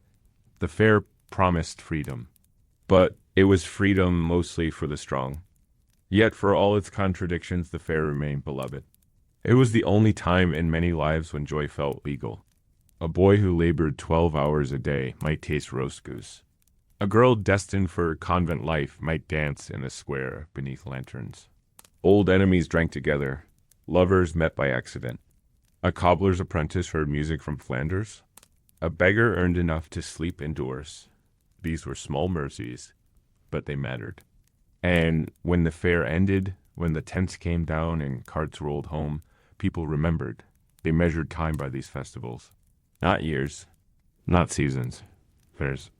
The fair left behind its scars, trampled fields, broken doors, children with fevers. But also stories that stitch communities together. Some true, many not, all vivid. A man who swallowed fire and didn't burn. A woman who gave birth during a puppet show. A thief who vanished into the air. These stories outlived the fair itself. Were told at hearths, in alehouses, at the next festival. They were folklore in motion, traded like coins. When the tents came down and the banners stopped flapping in the breeze, the fair left behind a silence that was louder than the noise it brought. The ground was churned into mud, littered with broken clay mugs, discarded scraps of cloth, chicken bones, and flattened copper coins too bent to be spent. Those who profited rode out early, their carts packed tight with coin chests, hidden beneath layers of goods. The rest lingered, counting losses, nursing bruises, or searching for friends who never returned from the last night's firelit chaos. A fair was like a fever. It passed, but it left the body weaker than before. For the poorest market-goers, the end of the fair was not just the close of a festival, it was a reckoning. Many had spent more than they could afford, lured by the intoxicating promise of joy after months of toil. A new knife, a painted ribbon, a string of beads that sparkled like glass but broke like eggshell. For some, the thrill of the purchase outweighed its use. Others drank their savings in ale and awoke in ditches. A few bet what little they had on dice or wrestling matches and returned home with nothing but excuses. Wives wept. Fathers fumed. Children went hungry. The fair rewarded risk, but it punished weakness with cruel indifference. Meanwhile, the town authorities faced their own headaches. Fights had to be investigated, bodies buried, debts settled or written off. Shops that had closed during the fair needed to restock. Taxes from trade had to be collected and often contested. Pious leaders declared the fair a sin-drenched carnival and ordered days of fasting and repentance. But behind closed doors, they counted the coins flowing into the town's coffer and planned the next fair with twice the ambition. Morality bent under the weight of profit. The fair might stain the soul, but it fed the treasury. Diseases often followed the festivities like shadows. Illness passed easily in crowds, and fairs gathered the sick and the healthy into close, dirty contact. Fever spread among tents. Meat spoiled in the sun. Strangers coughed over bread stalls and vomited behind taverns. By the time symptoms surfaced, the carriers were often long gone, taking pestilence back to distant villages. Local healers scrambled to make sense of it, but their remedies, burnt feathers, spiced wine, or blessed oil, rarely slowed the tide. The same fair that brought exotic goods also imported invisible killers. Religious leaders seized on this aftermath as evidence of divine displeasure. From pulpits, they thundered against the excesses of the fair, the gambling, the fornication, the drinking, the vanity, and there was truth to it. Girls returned home with rounded bellies, boys with broken noses. Some never returned at all. There were whispered stories of women forced into tents and merchants who vanished after midnight with someone else's goods. But these sermons rang hollow when the same church had rented its land to the performers, or sold indulgences at a booth between the wine cellar and the dice table. The people noticed. They always noticed. And though few dared to challenge the clergy openly, they adjusted their faith with a quiet shrug, carving a space for contradiction in their hearts. For women, the fairs were especially double-edged. On one hand, they could sell, buy, and move more freely than during the regular market calendar. Unmarried women from nearby villages came in groups, laughing, braiding each other's hair, bargaining over dyes and belts. But they also attracted attention, some of it dangerous. Male travelers assumed access. Local boys mistook festival joy for invitation. And once the fair ended, it was women who paid the longer price. A lost reputation, an unwanted child, a husband who asked cruel questions. The fair left scars that didn't show until long after the trumpets had fallen silent. Even performers, the fair's brightest stars, lived precariously. Few had homes. Their lives were measured in miles and coin, performances and bruises. A juggler might earn enough to eat for a week or be chased from town with stones. Dancers twisted their ankles. Fire eaters burned their lips. Animal trainers lost fingers. And for everyone who dazzled the crowd, 5 more faded into poverty, obscurity, or worse. The fair gave them a platform, but never security. Applause didn't feed you in January. Laughter didn't warm a roadside camp in the rain. Despite all of this, towns fiercely defended their rights to hold fairs. Competing charters sparked border skirmishes. Monasteries petitioned kings to grant exclusive hosting rights. Entire economies grew around annual fairs, with local artisans timing their production to coincide with the event. Potters buried extra kilns. Tanners prepared double the usual leather. Shepherds fattened sheep weeks in advance. A single week of business might cover a year's worth of tax. Everyone knew it was unstable, unfair, dangerous, and yet no one wanted to lose it. The fair also brought moments of true cultural collision. In towns large enough to draw international visitors, locals encountered fabrics, instruments, and dialects they'd never seen. A woman in York might hear Turkish for the first time. A boy in Rouen might taste citrus or handle a coin minted in Sicily. These fleeting encounters sparked dreams, fears, and sometimes violence. Jealousy brewed when foreign merchants outsold locals. Frustration simmered when town customs were ignored. But amid the friction, something new was born, a slow, crooked kind of cosmopolitanism, not tolerance exactly, but exposure. The fair, however brutal, cracked the walls of provincial life. And then it was over. The stalls dismantled. The music faded. The air cleared. The town returned to its daily rhythm, slower, smaller, grayer. Children played again in the square, now marked by wagon ruts and dropped buttons. Chickens reclaimed corners once filled with singing and screams. The bakers reopened. The tanners returned, and for a moment, life felt dull. But underneath the silence was a strange kind of relief. The danger had passed. The storm had moved on. The people bore its echo for weeks. Stories spun faster than cloth. Lies became legends. Truths were twisted into jokes. Some swore never to return. Others counted the days. And as the next year crept closer, the memory softened. The pain faded. The thrill remained. Because for all its corruption, its grime and risk, the fair gave the people something the daily market never could escape. A taste of something bigger. And for many, that was worth everything. Chapter 30. Decline, Transformation, and Regulation. The medieval marketplace, once a wild, pulsating nerve center of trade, chaos, and humanity, did not collapse overnight. It was trimmed, ordered, repaved, slowly, deliberately, often under the banner of progress. The cobbled lanes that once rang with haggling voices and the clatter of hooves began to still. The stalls, once thrown together with rope and scavenged wood, began to shrink in both size and spontaneity. What had been lived tradition hardened into written rule. And behind the new order, a quiet fear settled in, the fear of what was being lost in the name of control. The earliest cracks came not from war or famine, but from paperwork. Royal charters, town ordinances, guild proclamations, all instruments of bureaucracy that, piece by piece, turned what was once communal instinct into regulated procedure. Markets needed permits, tolls were enforced more strictly, stall sizes were measured. Traders had to be members of sanctioned guilds or risk confiscation of their goods. The bustling, anarchic space where anyone might trade apples or onions from a woven sack became a landscape of inspection and fines. The charm of informality withered under the eyes of officials with ledgers. It's easy to think of this as progress, and in some ways it was. Regulation helped standardize weights and measures, reduced fraud, and protected local economies from being flooded by outsiders or spoiled goods.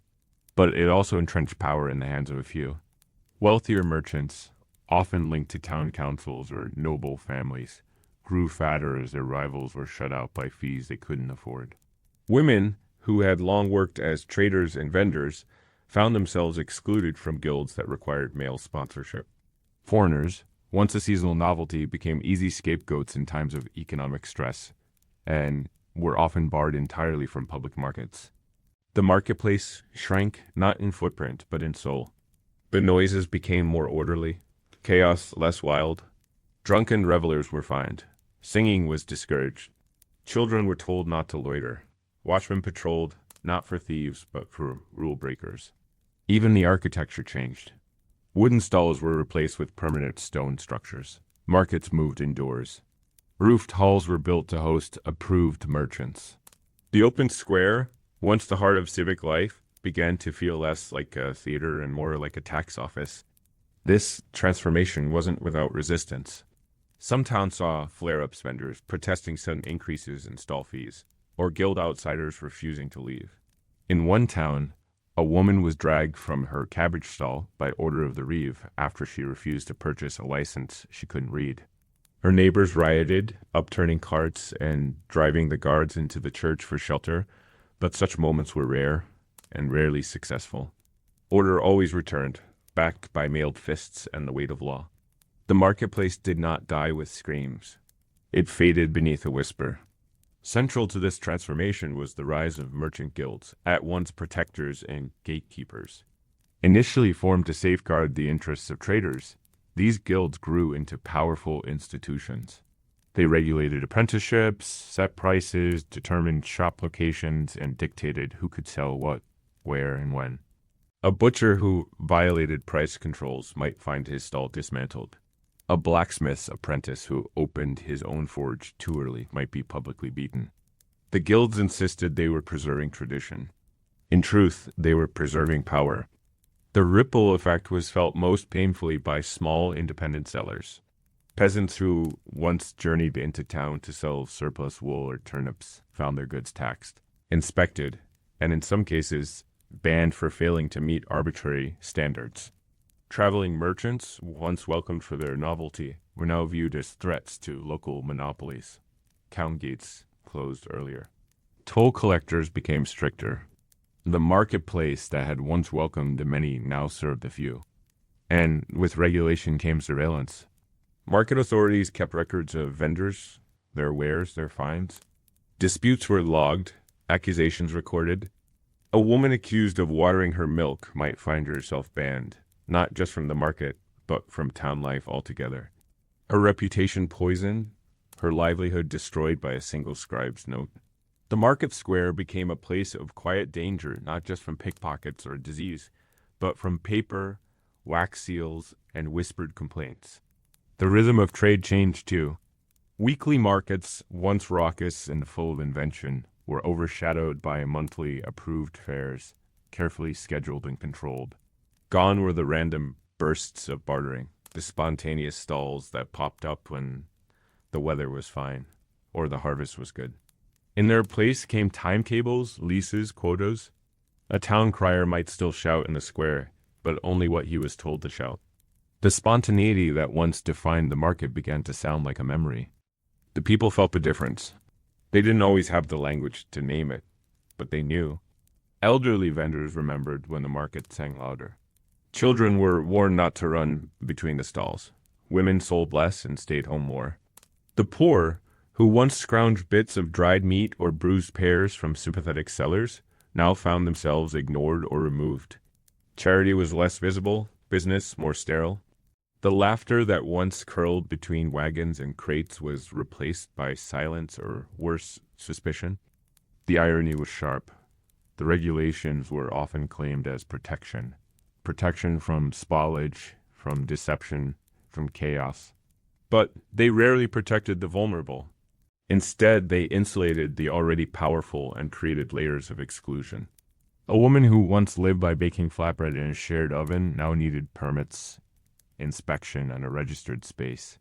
A blind man with a trained dog who once sang for copper coins in the market was told to move along for obstruction.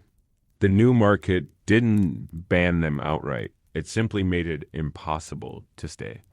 And yet, the buildings stood. The stones were swept. The bells rang. To the eye, the marketplace endured. But beneath that surface, something vital had shifted. The market had once been a space of community, of resistance, of laughter and filth and survival. Now it was a stage set in stone, rehearsed and patrolled. Still functioning, yes. But something wild had been lost. Something human. The final phase of the medieval market's transformation came not through local ordinance or guild restriction, but through royal command.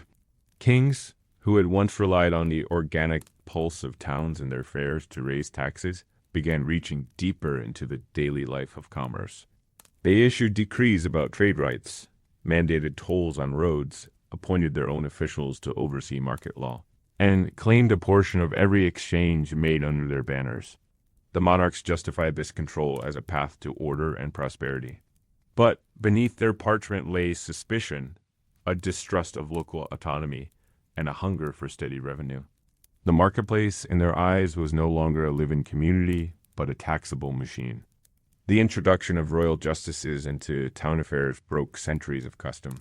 No longer would a local pea powder court or guild tribunal have the final word. Cases could be escalated to crown-appointed judges, who often knew little of the communities they ruled. With them came royal scribes, tax collectors, and in time, constables, men with swords and no interest in stall gossip. Traders who had once operated under loose customs now found themselves bound by legal codes hundreds of pages long, many written in Latin or French. Illiterate vendors relied on rumor to guess the latest laws, often falling into violation without even knowing it. These changes gutted the informal safety nets of the old market. In the past, disputes could be settled with reputation, with a handshake and a half loaf of bread. A merchant caught selling spoiled fish might be jeered out of the square or shamed by the church. Now, such matters went into royal ledgers. A man could lose his right to trade with a single complaint. Worse, a rival could exploit the new system, accusing a competitor of price fraud or impurity to gain an edge. The crown didn't care who was right. It cared that fees were paid and orders followed. Standardization, that great pillar of modern commerce, arrived hand in hand with this control. In theory, it was a blessing. No more misleading weights, no more unfair measures. But in practice, it favored those who could afford the new tools. Official weights had to be purchased. Stalls had to be measured and certified. Seals affixed. Those who couldn't afford the bureaucracy disappeared. Their stalls sat empty, replaced by guild members in matching aprons and standardized displays. The market became neater, but it also became colder. The familiar chaos had been trimmed out of existence. Cultural loss accompanied economic suppression. The songs of street musicians were silenced by noise ordinances. Town criers were instructed to limit their announcements to official proclamations. Wandering actors, once welcome during slow trade hours, were banned for disturbing the peace. The smells of unusual foods, once a curious invitation to try, were now policed for hygiene and conformity. Festivals became tamer. Processions shorter. The marketplace, which once echoed with dialects and regional slang, now narrowed into the speech of formality terms of commerce, law, and royal favor. And those already on the margins fell further still. Women, who once dominated certain trades, especially ale brewing, cloth dyeing, and produce, found themselves edged out. Guilds declared those roles male by default. Widows who had inherited businesses from their husbands had to petition male guardians to continue. Their knowledge, built over decades, was dismissed in favor of rulebooks and official stamps. In some cases, widows were forced to marry guild members just to keep trading. Independence, once possible through wit and reputation, became illegal under order. The poor, too, lost their foothold. Markets that once allowed them to scrape by with handmade brooms, clay whistles, or baskets of wild herbs now rejected their wares for lack of certification or guild ties. Some tried to sell in alleys only to be chased off by guards. Others formed night markets, unofficial, desperate gatherings lit by lanterns and damp with fear. These black markets weren't places of villainy. They were acts of survival. And in trying to suppress them, authorities ensured they would spread, going deeper underground, becoming not just illegal, but invisible. Royal control brought with it surveillance of a different kind. Towns were increasingly required to report their trade volumes to central offices. Inspectors traveled from the capital, not to understand local needs, but to enforce quotas and assess fines. Resistance became dangerous. A vendor who challenged a tax might find their stall destroyed or their family targeted. Rebellion was no longer a matter of throwing vegetables at a corrupt reeve. It was treason. The stakes had risen. The market was no longer the people's domain. It belonged to the crown. Of course, some towns welcomed this transformation. Wealthier citizens, eager for prestige, supported the reforms. The presence of a royal inspector meant a town had status. Law meant predictability, and predictability meant profit. Trade routes stabilized. Coinage became more reliable. But the soul of the market, the human friction, improvisation, the noise of barter and banter grew faint. A young boy growing up in such a market would never know the thrill of chasing a chicken between barrels, never hear a woman curse a haggler in dialect thick with local mud, never taste something he couldn't name, sold by someone with no right to be there except their own stubborn presence. By the late medieval period, many of the great markets were shells of their former selves. The fairs had become parades of control. The daily stalls were pre-assigned, pre-inspected, and pre-approved. Spontaneity became dangerous. Local flavor became suspicious. Cities still boasted of their markets, printed them on banners, mentioned them in royal speeches, but they were as ceremonial as they were functional, more a symbol of the past than a space of present freedom. The market had once been a place where people could invent themselves anew. A farmer could become a spice seller, a widow, a beggar, a jester. But in the final centuries of the medieval world, reinvention became rare. The roles were written. The walls, metaphorical and literal, had risen, and what remained was a market that served those who no longer needed it most. Still, the echoes never fully died. Even in the most regulated stalls, there were glimmers, a whispered joke, a secret sale, a mother slipping an extra apple into a child's hands. The human instinct to trade not just goods, but warmth to exchange stories, favors, glances, refused to vanish entirely. It slept, buried beneath the stone and ink of law, waiting for a crack. Chapter 14, Legacy in the Modern Marketplace. Walk through any modern shopping center, brightly lit, piped with music, polished underfoot, and something ancient stirs beneath the surface. It's not just the exchange of coin or the hum of buyers. It's the layout, the ritual, the energy of movement. There's a reason people still say marketplace of ideas, or refer to Wall Street as the the market. The language we use for commerce is soaked in the medieval past, even as we pretend we've left it behind. Our malls, our Amazon checkouts, our weekend farmers markets, they all carry DNA from a time when selling a handful of carrots beside a plague doctor and a puppet show was a normal Thursday. The open square, ringed by stalls and punctuated by crowds, survives in our plazas and holiday fairs. Seasonal markets in European cities today, like those in Nuremberg or Prague, are deliberate revivals of medieval customs. Mulled wine, wooden booths, iron-forged trinkets, and choirs of singers in layered cloaks. It's pageantry now, sanitized and curated for tourists, but the bones are real. And beneath the snowflakes and LED lights, one can still feel the pulse of what used to be a space where money, mystery, and madness collided. Even our most futuristic markets online platforms, high-speed trade algorithms, sprawling international supply chains echo medieval rhythm. Back then, a spice merchant relied on a chain of trust, stretching from a port city to a camel caravan.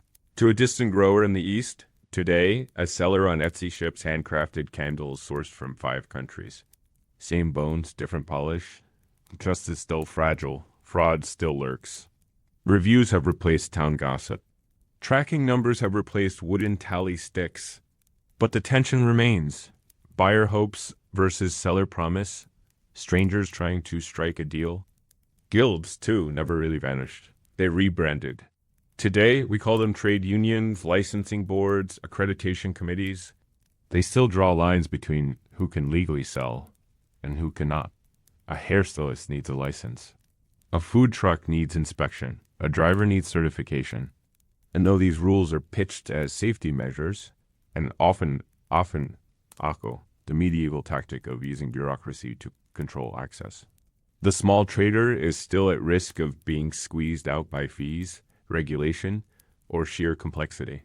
The market, even now, isn't as open as it pretends to be, and gendered exclusion hasn't disappeared either. In medieval markets, women were pushed from powerful guilds and told their stalls didn't qualify as serious trade. Today, despite surface progress, women still face systemic barriers in finance, investment, and ownership. A woman-run startup still gets less funding. A female vendor at a street market may still be mistaken for the help. The shadows of those old assumptions about who trades, who earns, who decides still stretch long, even in a marketplace with Wi-Fi and corporate branding. What we've mostly lost, though, is the raw intimacy of the old market. Medieval trade was tactile, noisy, full of breath and stink and immediacy. It was eye contact and elbow jostles, curses and flirtation. Goods were touched before they were bought. Prices were argued over a slab of cheese and a shared insult. And if someone was cheated, the response wasn't a 2-star review, but a public shaming, sometimes with vegetables thrown. The stakes were human. Today's commerce, while sleek, is distant. You click, you pay, you hope, and if it goes wrong, you fill out a form. We've also inherited something more unsettling, the hierarchy. In medieval markets, location was everything. The prime stalls near the church steps or town gate went to the wealthy or well-connected. The poor were pushed to the fringes, to the alleys and mud. In modern malls, the best spots are still for those who pay the highest rent. On Amazon, sellers pay for visibility. In physical markets, vendors bid for space. Digital algorithms and physical lease contracts both reinforce an ancient truth. Money talks first. And just like in the medieval square, there are still market ghosts, people who aren't supposed to be there, but who appear anyway. Street performers without permits. Hawkers selling water bottles outside stadiums. Children weaving through shoppers with outstretched hands. Unlicensed vendors in subway tunnels. They're the inheritors of the night markets and outlaw sellers of centuries ago. Official voices may say they're a nuisance, a liability, but they are part of the story, reminders that trade is not always neat or legal or approved. It's human. Our festivals, too, echo the old fairs. Music, food, temporary freedom from rules. Modern pop-up events and flea markets feel spontaneous, but many are zoned, scheduled, and branded within an inch of their lives. Still, The need behind them, the need to gather, to buy and sell with the buzz of a crowd, to flirt, to eat something hot from a stick and pretend for a few hours that the world is not collapsing, remains unchanged. Even when the stakes are lower, the hunger is the same. What does all this say? That history is not as varied as we think. That commerce is not just about objects, but about the rituals and scars we carry. That the marketplace, ancient or modern, is not neutral. It's shaped by power, class, memory, and perhaps most important, that the loss of the medieval market wasn't just the loss of disorder. It was the loss of freedom in a very specific human form. A freedom to trade without branding, to fail without ruin, to sell what you grew or made or found without filing for a permit or mastering a platform's terms of service. Even now, when a child sets up a lemonade stand on a suburban corner, or a woman sells tamales from her apartment, or a man trades repaired bicycles in a parking lot, they tap into that older spirit. It's not about nostalgia. It's about instinct. We want to gather, trade, risk, and connect. Markets will always try to formalize that instinct. But beneath the spreadsheets and storefronts, the old rhythm still beats.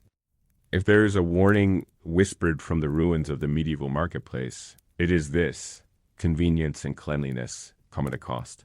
We paved over the cobbles, swept away the grime, and scrubbed out the noise, but in doing so, we stripped away something essential.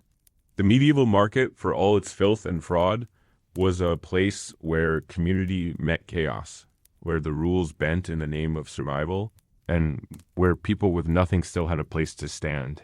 It was imperfect, unforgiving, and often unjust. But it was alive in ways we rarely allow spaces to be now. In today's world, access is filtered through digital interfaces and legal codes. Want to sell a loaf of bread? You need licenses, a business ID, a kitchen approved by inspectors, maybe even a social media presence. Want to buy something unusual? You have to trust an algorithm to show it to you. The old market let the poor pitch a blanket on the ground and make their case. It didn't always work and it wasn't always fair, but it was there. Now, invisible gates keep millions out of the economy, not because they lack talent, but because they lack documentation, credit scores, broadband. In the medieval square, fraud had a face. A butcher who cheated you might see you the next week, and you'd have your say. Now fraud is faceless. It's code, hidden behind sleek platforms and impossible customer service menus. And while consumer protection has improved in some ways, the new impersonality protects corporations more than it protects people. When something goes wrong today, you're more likely to argue with a chatbot than a man selling pears with a knife on his belt. The marketplace has always been about more than trade. It's about identity. In medieval times, the stall you ran, the goods you sold, the songs you sang, these defined you. People knew the onion woman, the spice man, the jug maker who told stories while he worked. Today's vendors are brands. They are pressured to be consistent, appealing, and anonymous all at once. They must smile, ship fast, absorb loss quietly, and beg for 5-star reviews. It's no wonder that so many burn out or vanish. The market demands visibility, but offers no shelter. We still see flickers of the old market spirit, especially in places where formality hasn't fully taken root. In street markets of Lagos, in night bazaars in Bangkok, in the crowded fish markets of southern Italy or open-air spice streets of Marrakesh, there are echoes of medieval trade. Buyers haggle, sellers shout, senses are overwhelmed, deals are messy, physical, alive. These markets aren't romantic ideals. They're hard places to survive in, but they pulse with something forgotten. The marketplace as theater, battle, survival, and joy. Urban planners now talk about activating public space, unaware that the medieval market had already mastered the trick. A fountain surrounded by fruit sellers.